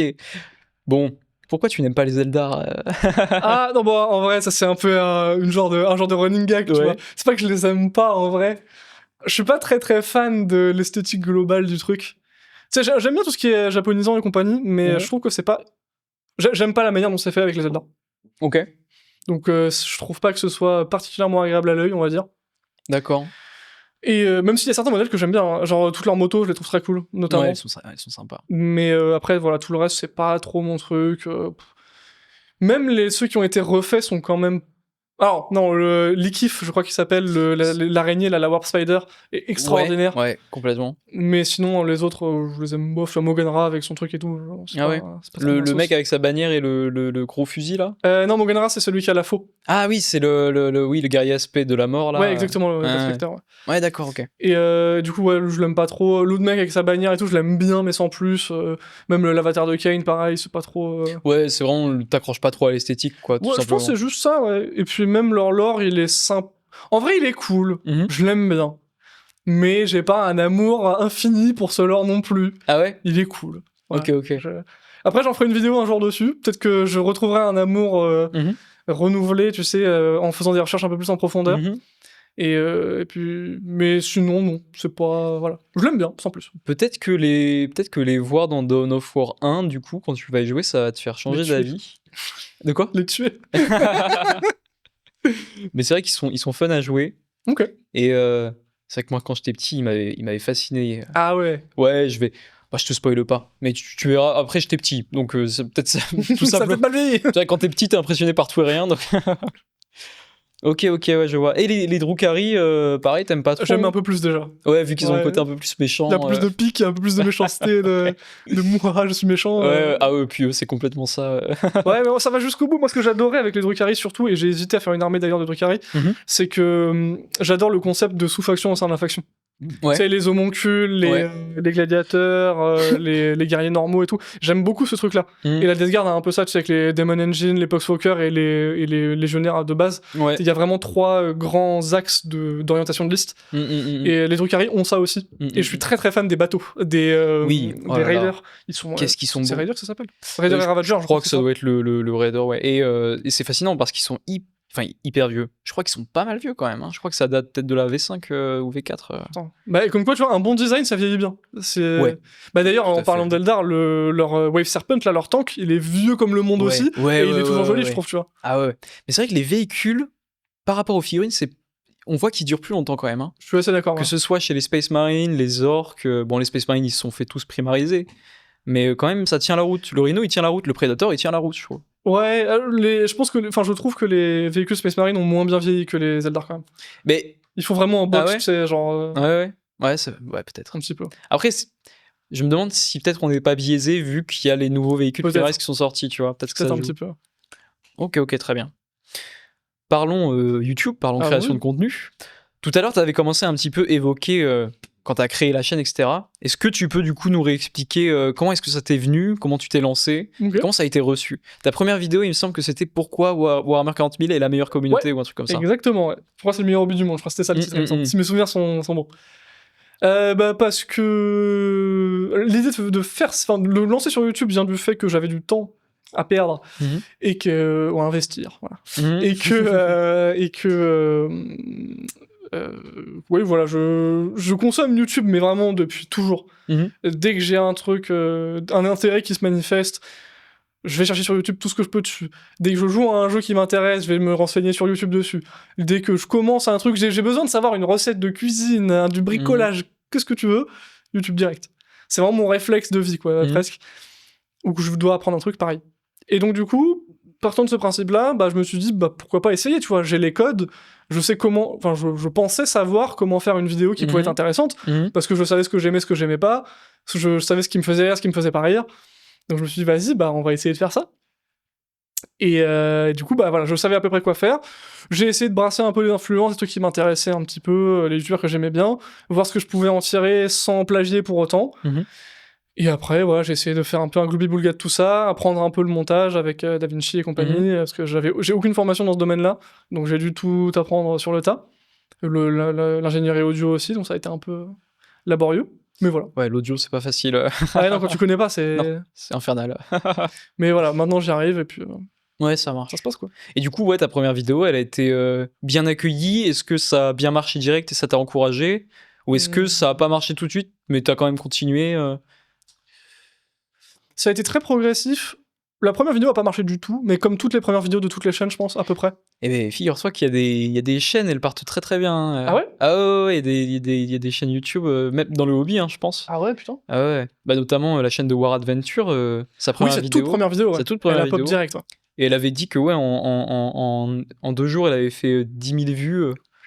Ouais, ça. Je pensais pas que ça avait marché aussi vite. Des fois, il y a des vidéos qui marchent très bien, qui sont bien faites ou qui sont bien portées par l'algorithme, que sais-je. Parce que moi, c'était en gros, ça a été genre moins de 100 vues, je pense. Ok, Après, la deuxième, ça a été moins de 200. d'accord. La troisième, moins de 500. Ah, ça a vraiment La quatrième, été moins de progressif, 1000. Et à partir de la vidéo où je conseille des factions pour commencer, ça a jamais fait en dessous de 4000, quoi. Ok. Et maintenant, ça se stabilise un peu plus haut. Mais en fait, il y a une vraie grosse différence entre les vidéos régulières et les vidéos de lore. Les vidéos de lore font 5-6 fois plus de vues que les vidéos normales, mais elles me demandent aussi 5-6 fois plus de travail. Bah, bien Donc sûr. j'en fais 3 ou 4 par an. Bien Et sûr, tout le reste bien de sûr. l'année, c'est des vidéos différentes, où j'explore d'autres sujets. Mais donc ça veut dire que quand même, après je vais retourner sur ce que tu es en train de dire, mais donc ça veut dire quand même qu'au début, tu faisais pas tant de vues, enfin tu faisais des vues de petits créateurs, quoi. Bah oui, comme un mec qui fait ça dans sa chambre tranquille. Ouais, et ça t'a pas découragé, tu cherchais pas direct à avoir des milliers de vues et plein d'abonnés, vraiment tu voulais juste partager ton délire, quoi. Ouais, complètement. En fait, je sais, c'était un moment où je faisais pas grand chose de ma life. Enfin, pas grand chose de ma life, j'étais en transition. Je savais quand est-ce que je reprenais mon autre boulot, mais j'avais littéralement rien à faire à ce moment-là. Donc, voilà, je m'occupais tranquillou.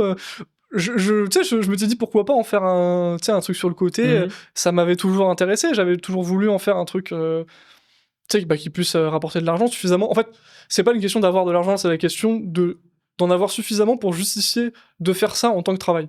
C'est ça l'idée, tu vois.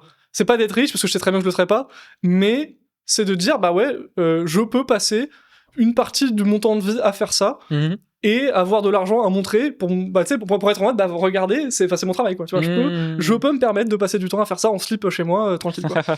Et voilà, ça, c'était une des choses qui était importante pour moi, avoir cette autonomie-là et ce truc créatif, quoi. C'est important, je pense, pour tout le monde d'avoir enfin, pour tout le monde. Ça dépend des gens, évidemment, mais pour moi, en tout cas, d'avoir ce loisir créatif, cette chose qui me permet d'exprimer, voilà, ce que je pense, etc.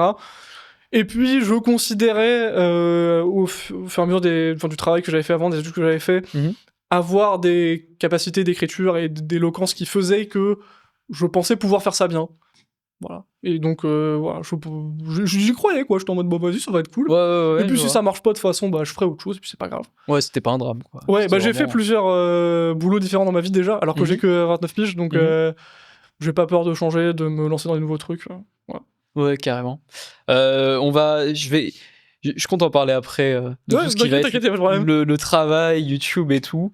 Je me demandais juste ta vidéo qui a fait... Alors ça, c'est une question que j'ai eue seulement hier, que j'ai pas posée aux autres personnes que j'ai interviewées, mais que je trouve intéressante. Ta vidéo qui a le plus marché, est-ce que tu sais laquelle c'est, là où les vidéos, et est-ce que tu as réussi à identifier pourquoi ça a bien marché? Alors, la vidéo qui a le plus marché, c'est la vidéo où j'explique toutes les factions de Warhammer en 20 minutes. Ok. Oui, tout à fait. Ouais. Et c'est la vidéo qui a lancé la chaîne, en fait. En gros, avant cette vidéo, j'avais pas 1000 abonnés, je crois. Ou j'en avais genre légèrement moins. Et ça a skyrocket depuis cette vidéo. En gros. Okay. Et pourquoi ? Parce qu'elle correspond à un besoin très particulier des gens. Tu commences le hobby, tu veux savoir le truc, bah t'as littéralement dans une vidéo... De 20 minutes en plus. Tout ce que t'as besoin de savoir. Ouais. Et sachant que cette vidéo, pour ceux qui ont la ref, est évidemment très inspirée de la vidéo de Breaky, toutes les factions de Warhammer 40 000 en 40 minutes, qu'il a fait en 2 parties. Mais je vois exactement de quelle vidéo. C'est pas celle où il a les jambes qui changent. C'est exactement celle-là.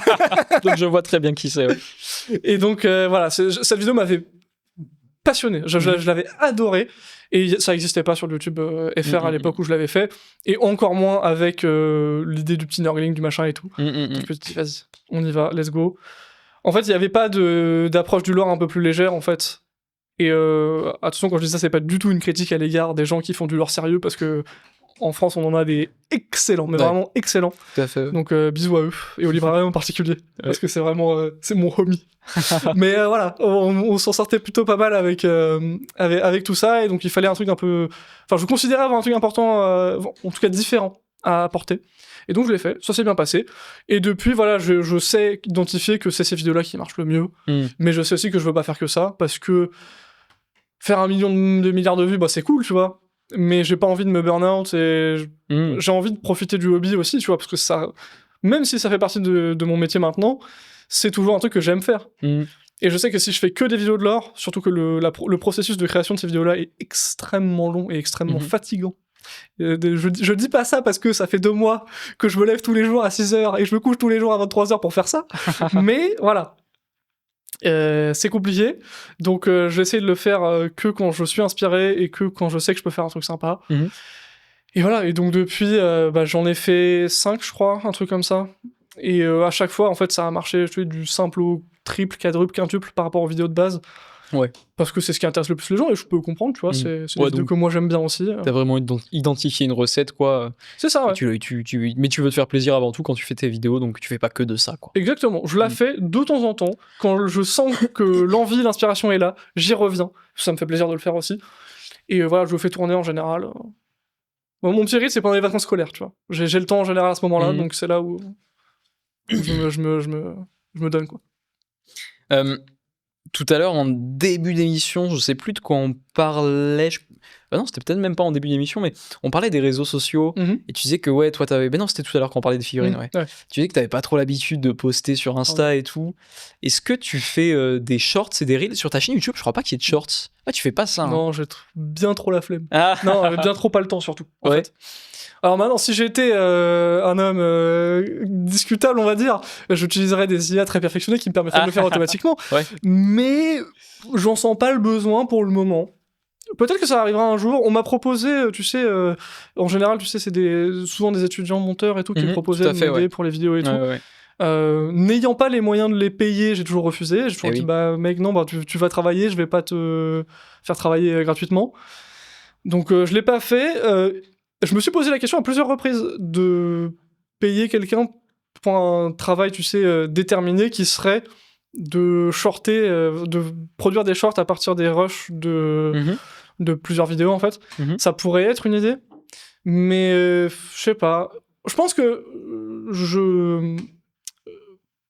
comment dire, je me lancerai et j'explorerai ça le jour où la chaîne YouTube ne fonctionnera plus comme je le voudrais.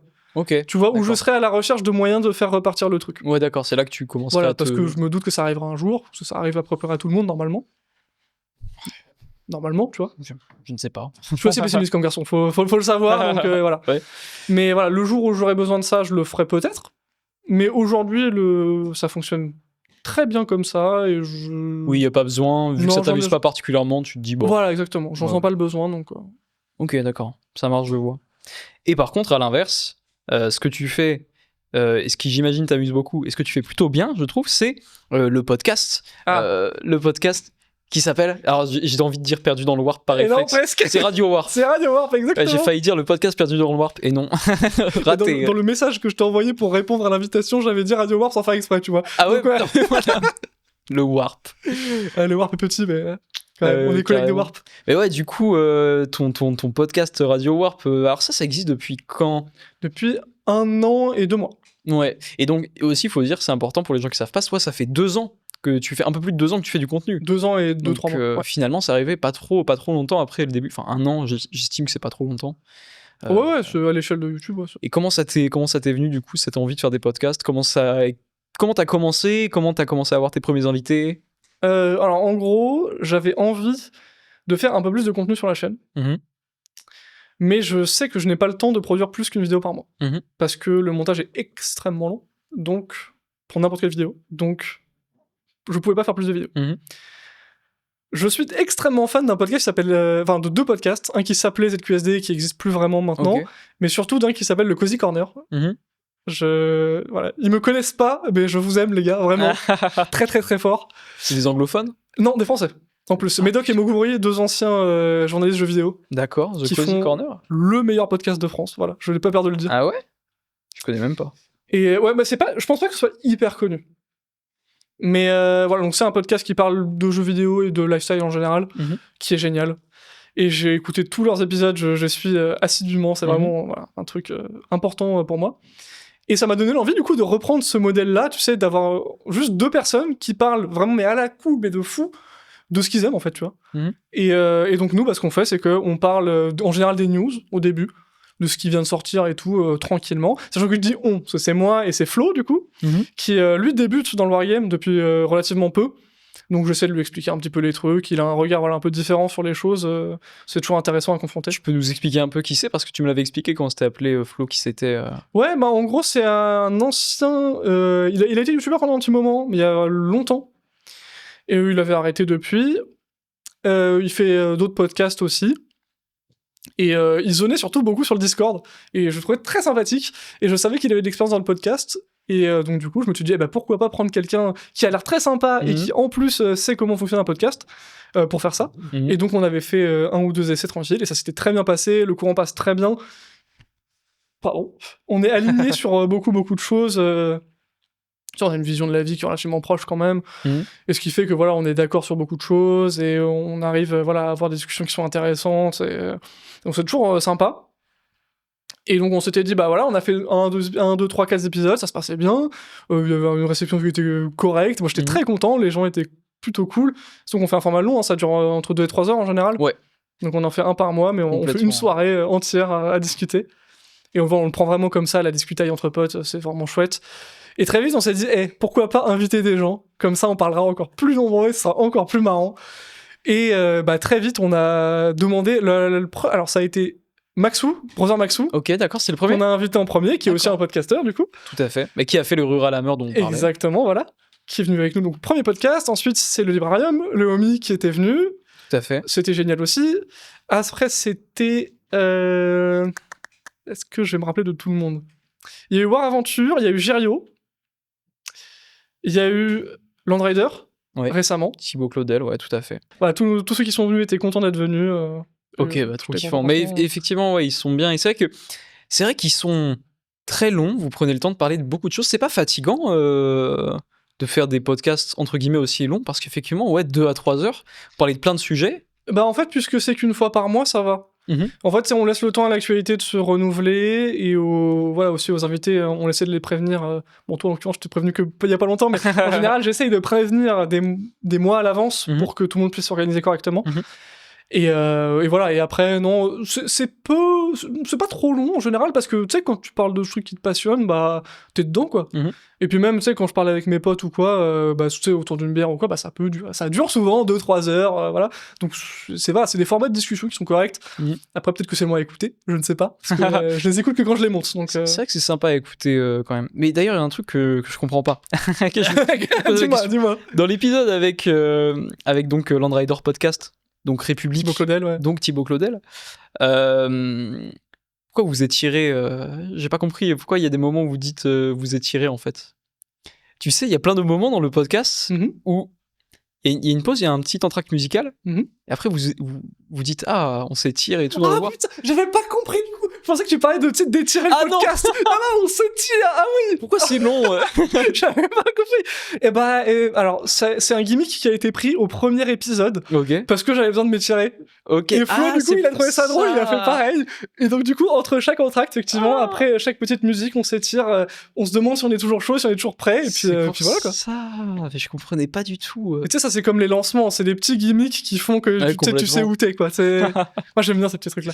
Et justement, ça me fait penser, quand vous tournez le podcast, bon, c'est très technique comme question, mais quand vous tournez le podcast, vous êtes en appel Discord avec Flo et l'invité, vous voyez en fait, vous ? Non, on est en full vocal. Ok, full vocal. Pour les interviews, on se parle aussi avec Flo en texte écrit pour avoir qui prend la prochaine question et tout. Sachant qu'on prépare chaque podcast quelques semaines en avance, où on fait sur quoi on va parler, quel invité on va avoir, notre plan et tout, on sait en avance de quoi on va parler. Et on prépare aussi des dossiers de temps en temps, parfois. Là, on a fait sur l'IA récemment, j'avais préparé un petit dossier là-dessus. Mais voilà, on organise comme ça, et après, on prend tout le monde sur Discord. Mais on n'utilise pas les rushs Discord, on utilise des rushs OBS ou comment ça s'appelle, Audacity. Tout à fait, ouais. Et après, à la fin du podcast, on met tout sur un drive et au montage, on réaligne tout. Ouais, je vois. Comme ça, en fait, on a les audios clean de chacun sans les décalages et sans les inconsistances de son liées à Discord. Ouais, c'est ce que font beaucoup de podcasteurs en ligne, je crois. C'est le plus facile. Et en fait, ça rend un résultat pro puisque t'as que des micros. Bah oui, t'as l'impression que. Enfin, nous, on a tous des micros studio, donc ça passe quoi. On pourrait avoir l'impression que. Ouais, c'est dans la même place. Ouais, complètement. Ouais, des fois, j'ai eu le doute. C'est vrai que des fois, quand t'écoutes des podcasts comme ça où les gens sont en ligne, tu peux avoir le doute. Et je le vis un peu comme une trahison des fois quand je me rends compte qu'en fait les deux personnes n'étaient pas ensemble. Je fais quoi ? Genre, je savais pas que ça se faisait. Après, quand j'ai découvert les podcasts il y a quelques années, mais je savais pas que ça se faisait de faire des podcasts à distance, quoi. Ouais, c'est le plus facile. Enfin, il habite à Grenoble, Flo. Donc, et moi je suis à Compiègne, donc littéralement. C'est vrai que rien qu'avec ça. On fait comme on peut, quoi. Ouais, complètement. On a un peu évoqué ce point. Comment est-ce que ton contenu il a évoqué là depuis les 2 ans ? Est-ce qu'il y a des formats, tu les gardes du début à la fin, tu sais qu'ils vont rester ? Est-ce que tu as des nouveaux trucs que tu as mis en place, que tu aimerais continuer, que tu aimerais approfondir ? Est-ce qu'il y a des choses que tu veux plus faire du tout ? Ok. Alors les vidéos de lore, je sais qu'elles vont rester parce que j'aime les faire quand même. Malgré le fait que ce soit la croix et la bannière, j'aime les faire. Donc elles vont rester, c'est sûr. Enfin, tant qu'il y aura des sujets que je veux couvrir, mais bon. Bon, ça va, c'est assez vaste, ça devrait aller. Ouais, ça va. Il y a des gens qui font des vidéos dessus depuis 2016 et ils sont encore là, donc normalement c'est bon. C'est clair. Après, je renouvelle un peu tous mes autres sujets à côté. En fait, j'ai un carnet où je note toutes mes idées et il doit y avoir une 50aine d'idées de vidéos dedans, au moins. Donc non, je suis large. Ouais, j'ai les idées encore, tout va bien. Maintenant, j'ai aussi des idées dont je n'arrive pas à trouver une forme qui pourrait être correcte, tu vois. Typiquement, j'aimerais beaucoup faire un battle report où je raconte une partie. Mais tu sais, pas du tout les images, les machins, French Wargame Studio, pardon, pas du tout comme ça, tu vois. Eux, ils font leur truc avec une production value de fou et tout, qui est trop bien, pas de problème. Moi, je veux pas faire ça. Je sais que je pourrais pas faire ça de toute façon. Je veux essayer de faire un truc différent, mais je me suis pas encore, essayé à l'exercice. Donc, je vais voir comment je peux faire ça. Mais voilà, il y a ce genre de petites idées, tu sais, qui trottent un peu dans ma tête. L'idée, ce serait genre valoriser plus le récit de la bataille que la partie en elle-même, c'est ça ? J'ai pas encore. Alors, en fait, puisque je joue peu en narratif, je me vois pas de faire un truc full narratif. je me vois plus de faire un POV de la game, tu vois. En mode, ok, donc là j'ai fait ça, mon adversaire a fait ça et tout, mais là j'ai oublié que la règle et tout. Et tu sais, tu peux incruster les images, incruster des mèmes ou incruster des règles, tu sais, pour dire, mais du coup j'aurais pu faire ça et tout. Tu sais, essayer de rendre le truc vivant.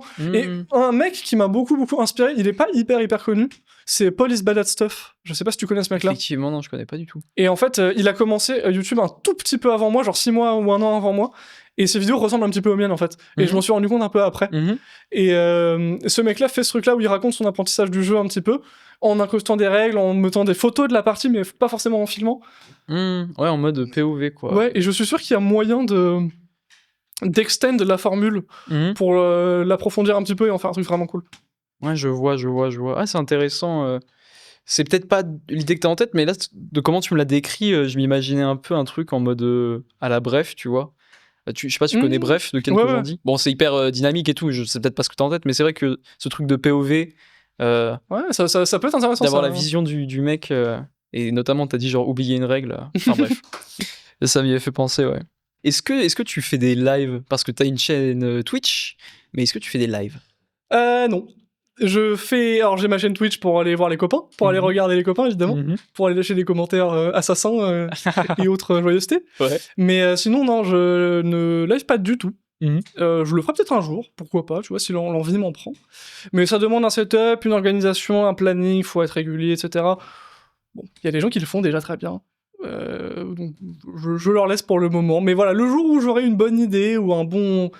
Tu sais, ou une envie, hein, tout simplement, je le ferai peut-être. Mais là, aujourd'hui, non. Ouais, c'est pas un truc qui t'attire plus que ça. Genre, tu ressens pas le besoin absolu. Non, mais en fait, je pense que je vois trop, tu sais, les problématiques qui sont liées derrière. Le fait d'être très régulier, le fait que ça te prenne énormément de temps, le fait que voilà, ce soit difficile à monétiser aussi. Ouais, tout à fait. En fait, je rêve pas de ça. Tu vois, je sais que c'est galère, en fait. Ouais. Donc, mais après, je sais aussi que ça a des qualités. C'est juste que, voilà, pas vraiment besoin, quoi, pour le moment. Ouais, carrément, je vois. D'accord. Tout à l'heure, tu nous as dit que pour le moment, toi, ce qui t'intéressait surtout dans le hobby, c'était 40K, que tu retrouvais tout ce qui te fallait là-dedans, que ça te plaisait pas mal, que ce soit niveau figurine, niveau lore et tout. Est-ce que, et t'as évoqué les figurines de Age of Sigmar, est-ce que tu penses que tu ferais des vidéos sur d'autres thèmes que Warhammer 40 000 avant de collectionner d'autres choses que Warhammer 40 000? Alors, puisque mes vidéos sont basées sur mon expérience, je pense pas. Je pense qu'il faudrait d'abord que j'ai peint des modèles, joué au jeu, que je me sois renseigné sur le lore pour ensuite tenter le truc, tu vois. Mais il y a plein d'univers qui ont l'air vraiment super chouettes assez récemment. Trench Crusade m'a beaucoup parlé, tu vois. Carrément. J'ai trouvé les artworks littéralement transcendants. Genre, j'ai vu des trucs que ça m'a bougé et ça m'a rappelé les premiers moments, tu sais, de Warhammer. Tu vois, j'étais en putain, mais c'est quoi ce truc de ouf? Carrément. Et voilà, ce feeling-là, je l'avais pas eu depuis longtemps, tu vois. Donc, ouais, il y a ce genre de jeu qui me parle un petit peu. Et puis non, à West, je suis très très fan des modèles, ils sont absolument sublimes. Et Hot Takes probablement meilleurs que ceux de 40K, je pense. Ah ouais? Ah ouais, je pense. En fait, alors c'est un peu une tangente, hein, désolé, mais je pense que GDub est un peu bloqué dans dans ce paradigme de plaire à ceux qui étaient déjà là et faire des trucs de nouveau. Et oui, et du coup, personne n'est content. Exactement, t'as du demi-nouveau qui plaît à pas trop à l'un, pas trop à l'autre. Complètement. Et alors qu'avec AOS, le fait d'être reparti sur une base complètement vide, ou presque, ça leur a permis de se lâcher un peu et d'avoir de vraies nouvelles idées, genre les caradrons, les machins comme ça, c'est des machins qui n'existaient pas. Et... Tout à fait, ouais. Ou les idonettes, c'est pareil, et c'est parmi les plus grandes réussites du jeu, je trouve. Ouais. Donc voilà. Les caradrons, ouais, surtout ça avec les idonettes. Ah, tu les aimes pas? Je sais pas. Ouais, il y a une espèce de running gag qui dit que y a 4 personnes qui les jouent en France, genre. Ah bah j'en ai fait partie quand j'ai eu quelques petits modèles, j'ai voulu jouer ça, ouais. Ah, je les aime bien, la tortue, les requins et tout, je trouve ça stylé, moi, mais... Par contre, les modèles sont très jolis. Après, les modèles de Age of Sigmar, en général, sont jolis. Ça, c'est tout à fait vrai. Hein. Même des armées peu jouées, comme les Idonettes ou les Daughters of Cain, je crois. Ouais, très très beau modèle, Ouais, c'est solide, hein, solide. Et même De les Morathi. bandes Warcry aussi, même si le jeu est un peu en pause en ce moment. Ouais, c'est ce que j'ai cru comprendre. Ouais. Ouais, ça fait depuis, ça va faire presque un an qu'il n'y a pas une nouveauté. C'est dommage, c'est sympa. Moi, j'avais bien aimé y jouer. Apparemment, ouais, c'est sympa. Mais bon, on verra ce que l'avenir nous réserve là-dessus. Est-ce que, en dehors des podcasts de Radio Warp, Mhm. il y a des feats que t'aimerais faire que t'as pas encore fait? Avec My Hobby Place, c'était vraiment mon rêve et je suis là aujourd'hui. Corporate Man. Ça tombe bien, J'ai dis pas mon donc. t-shirt, j'aurais dû. Non, en vrai, en fait c'est compliqué parce que organiser un feat, tu sais, alors pour le cas d'une vidéo c'est compliqué. Mhm. Parce que inviter quelqu'un pour le podcast, Mhm. ça c'est trop bien. Et c'est aussi une des raisons pour lesquelles j'adore le podcast, c'est que je peux juste, tu sais, arriver à quelqu'un que j'aime bien en mode, hey, salut, j'aime beaucoup ce que tu fais. Est-ce Ouais, que ça te dirait de complètement. venir parler avec moi? Et bah pour le moment personne n'a refusé, donc j'étais très content, tu vois. Et ça me permet voilà, de parler un peu avec eux, de leur vision de YouTube, comment ils produisent les trucs, que leur relation au hobby, toutes ces choses-là, je trouve que c'est passionnant. Et ça te permet de leur parler et tout. Et c'est voilà, moi je trouve ça super chouette, j'adore faire ça. Mhm. Collaborer dans le cas d'une vidéo, c'est beaucoup plus compliqué. Parce que ça demande une organisation qui est très difficile en fait. Mhm. Qui fait quoi, qui monte quoi, qui intervient sur quoi, dans quel cadre temporel. Je vais être honnête avec toi, j'ai eu une très mauvaise expérience avec ça, qui a fait que, Ah qui a fait qu'aujourd'hui, si j'ai pas l'idée et la personne parfaite pour le faire, je vais pas tenter des trucs aléatoires, tu vois. Ok. Tu sais, j'ai Mais- pas en mode, oh, j'aime bien ce que tu fais, oh, ça pourrait bien qu'on fasse ça à peu près, tu vois. Mais tu sais, j'ai pas l'idée à peu près, Ouais. où la personne sait pas trop non plus et tout. Ouais, c'est soit quand c'est c'est pas quelqu'un que clair, quoi. voilà, c'est Ouais. soit quelqu'un que je connais, je sais ce qu'il peut faire et je voudrais qu'il fasse exactement ça, et comme ça je suis sûr que c'est bon, Mhm. et il y a pas de problème, soit je préfère faire tout seul. Ok, d'accord. Mais du coup, il y a le podcast à côté pour avoir ce côté beaucoup plus Ouais, beaucoup libre plus ou simple même, entre guillemets. voilà, et plus simple aussi Ouais, tout pour à fait. parler avec Tout mes à collègues. fait, ok, d'accord. Parce qu'on a de la intéressant. chance, on a un vivier de créateurs français qui est extraordinaire Tout à fait, et qui est grandissant. et qui est grandissant et rempli de gens super cool, super Mhm. gentils. Donc vraiment, Plein de profils différents, En plus, ouais. plein de profils qui viennent combler des vides qu'il y avait. Que, c'est par vrai. exemple, il y avait beaucoup de youtubeurs anglophones qui faisaient certains sujets, il n'y avait pas en France.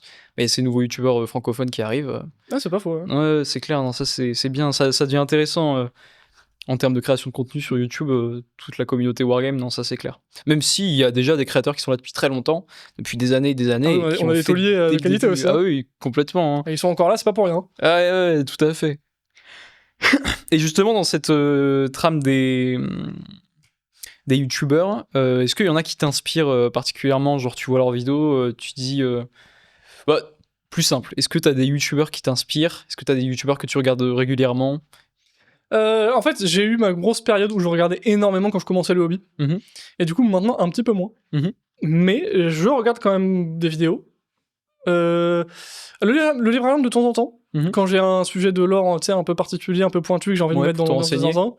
Indomitus, que j'aime beaucoup. Oui, tout à fait. Alors, j'ai un peu alors je vais être honnête, désolé si tu m'écoutes, mais je regarde pas toujours en entier parce que c'est Ouais. vraiment très très très long. Ouais. Mais tu vois, genre c'est autant la plus belle qualité que pour certains un défaut, tu vois. Mhm. Et moi, c'est vrai que mon attention est faite de sorte que j'arrive jusqu'à un certain point, Mhm. et au bout d'un moment, ça devient compliqué. Mhm. Mais sinon, c'est d'une qualité extraordinaire, une écriture absolument folle, vraiment. Et c'est assez fou parce qu'Indomitus, ouais, il fait quand même, il a 2 vidéos à 1 million de vues. Ah oui, Il ça a m'étonne pas. presque 100 000 abonnés. Pour une chaîne qui parle de Warhammer, c'est vrai que c'est quand même impressionnant en France. Enfin, je trouve, après, peut-être que j'ai pas une connaissance assez Ah bah si, bah c'est assez le. grande, mais je crois pas que des millions de vues, ça se fasse beaucoup dans la commu Wargame Pas du francophone. tout hein. même. Je pense que c'est le seul. Hein. Mais no cap, hein, je crois que c'est vraiment que c'est le seul. Ouais, parce que j'en parlais avec quelqu'un, il me croyait pas quand je disais qu'il y avait 1 million de vues. Si, moi j'ai déjà vu, j'étais allé voir il y a pas longtemps, donc ouais. Ouais. Mais ouais, non, lui, travail de fou furieux, vraiment, j'adore. J'ai eu ma grosse période French Wargame Studio où je regardais tous les Battle Reports et tout pour apprendre le jeu et tout, c'était parfait. Aujourd'hui, bah, tu sais, il en fait énormément. Ils sont toujours de très grande qualité, mais je les regarde moins parce que j'ai moins le temps et parce que, voilà, juste j'ai moins le temps, mais que du respect pour ce qu'il fait et pour tout ce qu'il a construit, vraiment extraordinaire. Et sa couverture récente des championnats du monde était super. J'ai adoré suivre ça. C'était trop cool. Et sinon, après, je regarde une petite vidéo de temps en temps, mais mes vrais... mes vidéos un peu de cœur que je rate jamais, les vidéos de Breaky, que ce soit Adeptus Ridiculous ou ce qu'il peut faire sur sa chaîne principale, j'adore, et l'inspiration première de la chaîne. Et j'aime beaucoup Eons of Battle, je sais pas si tu connais. Si, oui, tout à fait. Jay de Eons of Battle, ouais. Il fait beaucoup, il fait plutôt des trucs un peu plus tuto, Full peinture, conversion, que ouais, comme c'est ça. ça, c'est plus dirigé modélisme, quoi. Ouais, exactement. Et ça, je regarde, sauf ces vidéos du vendredi, je regarde toutes. Ah ouais, d'accord, J'aime énormément ce qu'il fait. Ah ouais, ok. Genre, c'est ma petite tradition de manger en regardant ça, tu vois. Quand je rentre chez moi à midi, je fais ça. Et j'aime beaucoup ce qu'il fait, et il m'inspire beaucoup pour les conversions, pour les méthodes de peinture et tout, j'aime beaucoup ce qu'il fait. Ok, d'accord. Et sinon, qu'est-ce que... Non, ouais, voilà, c'est des trucs que je regarde vraiment souvent, c'est ça. Okay. Et après, c'est de temps en temps, je tombe sur des trucs qui me plaisent et tout. Mais les trucs que je regarde, c'est sans faute, c'est vraiment ça. Ouais, ça marche. Beaucoup de... C'est vrai que ça fait plusieurs fois quand même que tu évoques des youtubeurs anglophones. Donc ouais, toi, tu regardes du contenu anglophone sans problème. Ouais, quasiment que, en vrai. Et quasiment que, ouais, carrément. Bah, pour tout ce qui est en dehors de YouTube, enfin, en dehors de Warhammer aussi, quasiment que, ouais. Ah ouais, ok, d'accord. Ah, c'est intéressant. Ouais, c'est peut-être un peu cliché, hein, mais quelque part, tout ce qui existe en France est d'une manière ou d'une autre dérivatif de ce qui a été déjà fait aux États-Unis. Ouais. Et du coup, oui. Si tu veux les vrais nouveaux trucs, les vrais trucs un peu, novateurs, quoi, ouais. Ils sont rarement chez nous, quoi. Ouais, malheureusement, je peux pas te donner tort hein, sur ce point-là, sur le point YouTube et création de contenu. C'est pas faux que. Il y a beaucoup de trucs qui ont déjà été faits sur la scène anglophone et qui après arrivent en France. Tu sais, quand je dis ça, c'est pas une critique. Hein. Je m'inclus moi-même dans ce fait d'être dérivatif de choses qui ont déjà été faites. Non, bien sûr. Non, mais en tout cas, c'est juste que j'ai un petit côté chauvin, mais tout petit. C'est vrai que ça m'embête des fois d'avouer ça. Mais oui, c'est vrai. C'est tout à fait vrai. Ouais. Ça fait 2 ans que tu es sur YouTube. Enfin, pardon, à chaque fois je dis 2 ans, un peu plus de 2 ans. Un petit peu plus, ouais. Mais 2 ans, ça fait un petit peu plus de 2 ans que tu es sur YouTube. Est-ce que tu te vois continuer longtemps ? Est-ce que tu te poses pas la question ? Est-ce que tu as prévu de faire ça à une certaine période de temps, puis un moment d'arrêter peut-être ? Il y a 2 manières de voir la chose. C'est soit arrêter à cause de problématiques de fait, soit arrêter à cause de problématiques d'inspiration. C'est les 2 trucs que je vois. Aujourd'hui, avec le travail que j'ai à côté, je peux vivre décemment de YouTube sans souci. Enfin, avec le travail à YouTube. Ce qui fait que... Et je suis très heureux. Donc, tant que ça marche comme ça, moi, je continue. Pour le moment, c'est ça. Après, arrivera peut-être le moment où j'aurai plus envie de parler de Warhammer, où j'aurai plus grand-chose à en dire, peut-être. Hein, on sait pas, tu vois. Tu peux tourner en rond et tout. Il y a plein de trucs qui me passionnent dans la vie. Donc peut-être que je rebrandrai, peut-être que je ferai une autre chaîne pour parler d'autres choses. Si l'envie de rester sur YouTube, de créer sur YouTube reste encore là. Et sinon, ce sera l'heure de retourner dans la vie active complète avec un autre boulot. J'ai pas peur de faire ça non plus.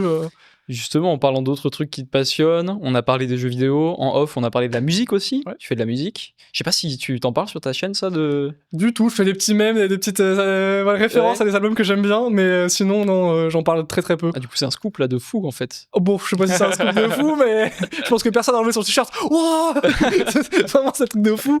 Non, en vrai, la musique c'est important pour moi. J'écoute. Quand j'écris, jamais, mais quand je monte, par contre, album dans les oreilles en permanence. Quand tu montes... Attends, quand tu montes les vidéos ? Ouais. Ah, tu montes avec de la musique dans les oreilles ? Parce que c'est hyper fastidieux en fait. Donc, en fait, j'ai une façon assez particulière de faire, c'est que je monte... D'abord, je trouve tous les mèmes, toutes les illustrations, et ensuite, je mets les nonos. D'accord. Et mettre les nonos, c'est hyper fastidieux, parce que tu t'en mets un toutes les demi-secondes, quoi. Ok, oui, je vois, je comprends. Genre là, j'en ai mis, pour la dernière vue que je suis en train de faire, j'en ai mis genre 2000 à la main, tu vois. Donc c'est long. Et ça, par contre, t'as pas envie de faire ça souvent. Enfin, moi, j'ai pas envie de temps en temps. Ouais, et avoir la musique, c'est un très bon moyen de me motiver. Je me mets, du truc qui tape là, tu vois, et comme ça, je suis bien. Ça me motive de sens, je bouge sur ma chaise et tout, c'est... Putain, mais t'imagines, tu connais Link et Terracid, je suppose. Ouais. Eux, avec leur Wancul depuis des années, c'est vrai qu'ils... Ouais, mais eux, ils ont des monteurs. C'est ça la grande différence. Ouais, mais au début, c'était Terracid qui montait. Ouais. C'était Terracid, particulièrement. Je crois qu'ils avaient un arrangement d'ailleurs que c'était lui qui touchait plus d'argent par rapport à la chaîne YouTube. Enfin bref. Ouais, parce que en vrai, si tu fais le montage, ça me paraît legit. Oui, ça me paraît plutôt logique. Ouais, c'est sûr que s'il y a pas de montage, il y a pas de vidéo. Ouais, c'est ça. Enfin, il y a une vidéo mais pas montée. Quoi. T'as évoqué à plusieurs reprises que YouTube, c'était pas ton travail principal. Ouais. T'as un travail à côté. Ouais. Est-ce que ça te dérange de nous dire un peu ce que tu fais à côté? Non, pas de souci, je fais du cirque. Tu fais du cirque? Non, c'est pas vrai. J'essaie de rester le plus sérieux, de pas rire, Ça a mais je l'ai marché. pas fait. Je me suis dit, mais c'est pas ce qu'il m'avait dit. Non, en fait, alors j'ai fait des études de droit. Ouais, tout à fait. J'ai un bac plus 5 en droit. Du coup, droit d'urbanisme pour être précis. D'accord. J'ai travaillé pendant 3 ans dans le droit, dans un cabinet d'avocat au début, pendant un stage et tout, et après chez Groupama, un petit peu. Ok, ça lâche les noms. Oui, bon, Je rigole. J'ai quitté parce que voilà, je n'étais pas très à l'aise avec l'assurance, tout ça. C'est pas un milieu qui est très, c'est pas un milieu qui est très humain, je pense. Ouais. Et malheureusement, quand t'étais dans ma position de gestionnaire de dossier, tu étais confronté tout de suite aux mamies qui pleurent au téléphone et aux trucs comme ça. Bon voilà, c'est bon. Ouais. J'en ai eu ma claque assez vite. D'un côté, t'avais les obligations de ton boulot et le côté humain en fait de la personne. Ouais, donc mais ça, tu vois comment c'est fait, tu vois comment un contrat d'assurance il est drafté pour faire en sorte d'avoir le plus d'exceptions possibles que tu ne pourrais pas voir venir, mais qui vont te baiser au final.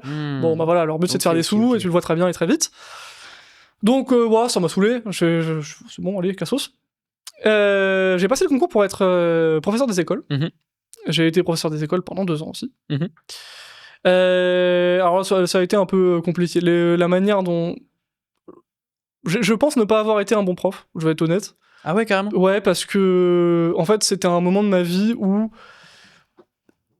devenir bon à ce métier-là demandait un investissement qui était énormissime. Tu sais, moi j'avais eu le concours, j'étais à l'aise dans mes compétences et tout, j'étais en mode ouais, ça va bien se passer, tu vois.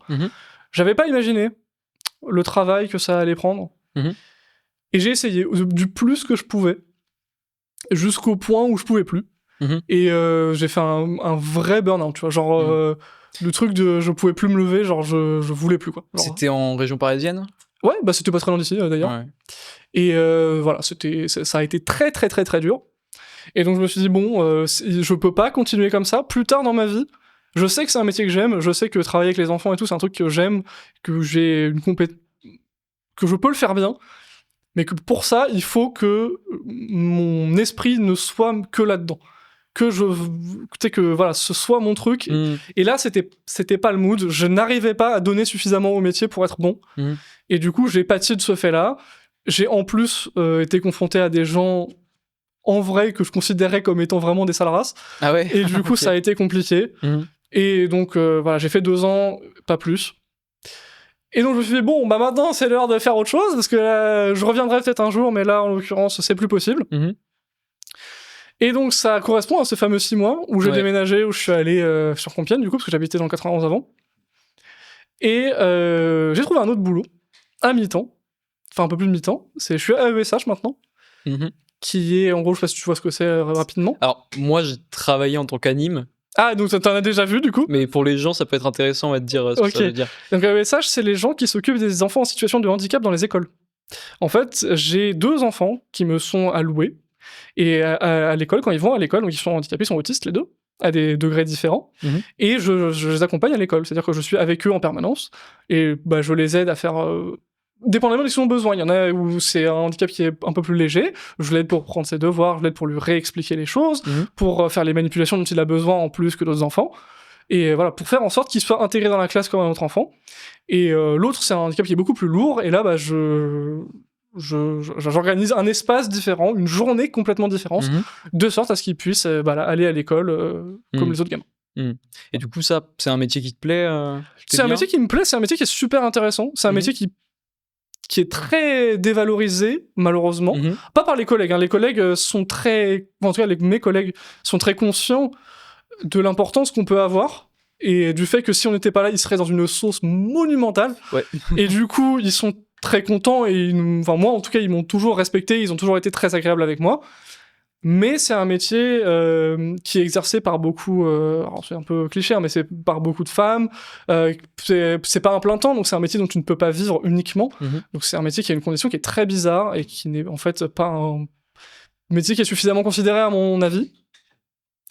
Mais il correspond parfait à ce que je veux, en fait. Rester dans le monde du travail, rester dans le monde de l'éducation, qui est le truc qui me plaît le plus, je pense, et avoir suffisamment de temps pour travailler sur YouTube. Et donc, tout ça mis ensemble fait que j'ai un rythme de vie qui est assez élevé, parce que je travaille toute la semaine sur YouTube, dans mon métier de ESH, sauf le mercredi et le week-end. Et le mercredi et le week-end, je travaille sur YouTube.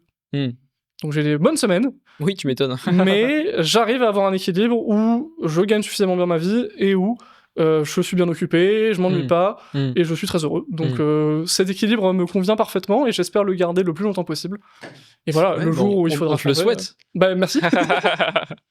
Et c'est justement ce genre de sujets qui ont l'air de te tenir à cœur. Est-ce que avec la communauté que t'as et la chaîne YouTube et la portée que tu peux avoir, t'as envie peut-être de sensibiliser à tout ça, par exemple au métier, tu sais, à ton métier d'AESH, ou aux personnes en situation de handicap, où tu veux vraiment garder les réseaux que pour des sujets plutôt détente? En fait, pour moi, en fait, je peux comprendre qu'on puisse vouloir être l'étendard de tout ça et compagnie, mais c'est juste que c'est tellement dans des niches complètement différentes et je me considère pas comme étant suffisamment sachant pour porter une parole pertinente là-dessus, tu vois. Ouais. Moi, je fais mon travail, mais après, certaines personnes le font déjà mieux et certaines personnes le font depuis plus longtemps, en recherchant plus, en ayant un vrai background académique qui leur permet de savoir un peu mieux certaines choses. Ouais, moi, je veux pas parler de tout ça parce que je me considère pas suffisamment compétent, tout simplement.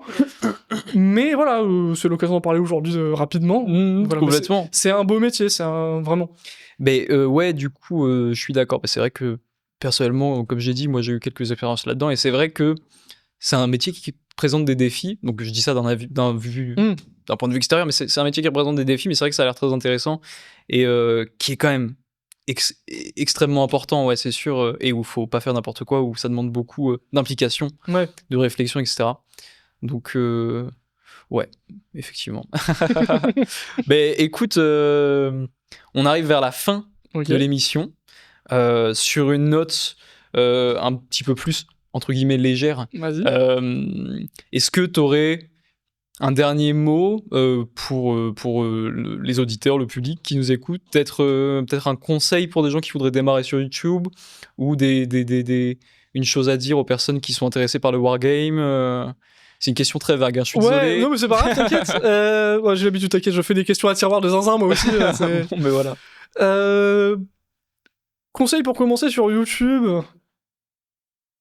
faut pas avoir, je pense, l'optique d'en vivre. Ouais. Surtout dans Warhammer parce que c'est très très très difficile. C'est pas la niche. Si vous serez pas riche en faisant ça. Voilà, c'est pareil, c'est être célèbre entre immenses guillemets. Alors déjà, être célèbre, ça pue la merde. Spoiler, je vous le dis maintenant, c'est nul. Donc voilà. Et je parle pas de mon expérience, je parle en général parce que moi je le suis pas du tout. Beaucoup de gens le disent, oui. Beaucoup de gens vraiment célèbres le disent. Voilà, c'est ça. Les gens vraiment célèbres, genre les acteurs, les machins comme ça, disent que être célèbre c'est nul et c'est une bonne raison pour ça. Après, faut le faire parce qu'on aime bien, quoi. Faut le faire parce qu'on a envie, on a quelque chose à dire, parce qu'on a une parole à porter, parce qu'on a un sujet qui nous passionne et qu'on veut partager avec les gens. Et après, voilà, si on est là-dedans, qu'on a vraiment une vision un peu différente, le truc difficile qu'on peut faire quand on commence, c'est de se dire, ok, je vais faire comme machin. Ouais, et ça, je vous spoil maintenant, si dès le début, en fait, je vais faire comme machin, ça marchera jamais. Parce que machin le fera mieux que vous. Donc, c'est pas la peine. C'est ça. La tangente, le truc qui fait que machin fait des vidéos à la machin, c'est que c'est machin. Exactement, voilà. Toi, t'es pas machin. Tu peux essayer de faire comme machin, mais tu feras jamais aussi bien. Et donc, après, tu peux partir d'une base commune et ensuite extrapoler et faire des choses différentes qui feront que ton truc, ce sera ton truc et que donc tu seras plus comme machin. Mais vouloir faire exactement comme quelqu'un. Et c'est pas possible. Voilà, ce qui est la démarche que je vois beaucoup, les petits jeunes. Ça, c'est vraiment un truc de quand t'as pas encore compris, je pense. Et voilà, donc ça, c'est le seul truc qui est vraiment important. Tout peut marcher, même si vous avez pas de thunes, même si vous avez pas de machin, tant que vous avez la réflexion et un bon micro. C'est les deux seuls trucs qui sont importants. Complètement, ouais. Après, vous pouvez faire une image de chiotte, de trucs de paint de merde comme moi je fais, ça va passer, vous inquiétez pas. Le seul truc, c'est d'avoir des choses, essayer d'avoir des choses intéressantes, d'avoir une forme de réflexion derrière ce que vous faites, écrivez, essayez d'écrire ce qui vous intéresse, ce qui vous passionne, comment vous pourrez structurer. Si vous êtes au lycée, si vous êtes en cours et tout, les cours d'histoire, les cours de SES, ils vous apprennent à écrire, voilà, écoutez, parce que c'est comme ça qu'après on écrit correctement. Moi, c'est comme ça que j'ai appris toutes mes dissertes de droit, de 5 ans de droit, t'inquiète que maintenant, voilà, il n'y a pas de problème. Ouais, je suis très d'accord avec toi, c'est vrai que c'est important sur deux points. Tu connais peut-être le podcast de Kian Kojandi, Un bon moment? Je le connais de nom, j'ai jamais regardé. Bon, à la fin, il demande à l'invité s'il a une reco d'un youtubeur, d'un créateur de contenu, etc. Okay. Est-ce que toi, tu voudrais mettre en lumière quelqu'un? Ça peut être un artiste, un créateur de contenu, peut-être une série ou une musique, un album. Voilà, mais qui est, d'après toi, sous-coté, qui mériterait. Et là, tu as l'occasion de le dire à tout le monde. Un jeu, un youtubeur et un album, si tu veux. Ok, vas-y, ça marche. Par quoi je commence? Bonne question. Qu'est-ce que tu préfères? Que veux-tu entendre en premier? Que je sache sur quoi je réfléchis. T'as dit un jeu, un youtubeur, un album? Allez, dans ce ordre-là, c'est parti. Un jeu. Parce que je joue à énormément de jeux. Donc, j'essaie de jouer à beaucoup de jeux. J'aime beaucoup les jeux de Kojima. Ah oui, complètement, ouais. Donc je peux conseiller très très fort les jeux de Kojima. J'ai même pas commencé Death Stranding 2 encore. Ouais. Mais je peux conseiller fort les jeux de Kojima, mais je vais aller dans le conseil très underground parce que moi j'aime bien ce jeu-là aussi. Les jeux de Villiers Callot, donc les jeux de Consumer Soft Products. Ok. Et dont le plus connu, c'est Cruelty Squad. Ok. Est-ce que tu connais Cruelty Squad? D'accord. Bon, je te montrerai les images, tu verras. C'est une expérience artistique complète, saupoudré sur un vrai excellent jeu. Et c'est un de mes coups de cœur jeux vidéo de ces 5 dernières années, je pense. Et aux côtés probablement de Baldur's Gate 3 et de Elden Ring. Donc voilà, si vous voulez jouer à ça, jouez à ça. C'est que des bangers. Musique, le dernier album de Landmark, c'est super. Si vous aimez le metalcore, c'est des Français, c'est des Marseillais, c'est génial ce qu'ils font. Et sinon, Wish You Were Here, Pink Floyd, un classique, mon album préféré all time, voilà. Ça peut toujours kiffer. Et un youtubeur, je vais probablement conseiller celui qui est le plus connu, mais celui qui m'a le plus inspiré et celui à qui je dois le plus, c'est Bricky. Ok, ouais, que t'as déjà évoqué. Du jeu vidéo et du podcast avec Adeptus Ridiculus. C'est lui qui m'a inspiré dans l'aspect léger, dans l'aspect pas trop se prendre au sérieux, accessible, pas trop prendre au sérieux le wargame. Il y a déjà plein de contenu super qui est très sérieux. Peut-être on veut écouter autre chose parfois, et ben voilà, autre chose ça peut être toi, ça peut être moi, et voilà. Ok, merci beaucoup pour ces recos. Merci beaucoup, merci de m'avoir invité. Merci d'avoir accepté l'invitation justement.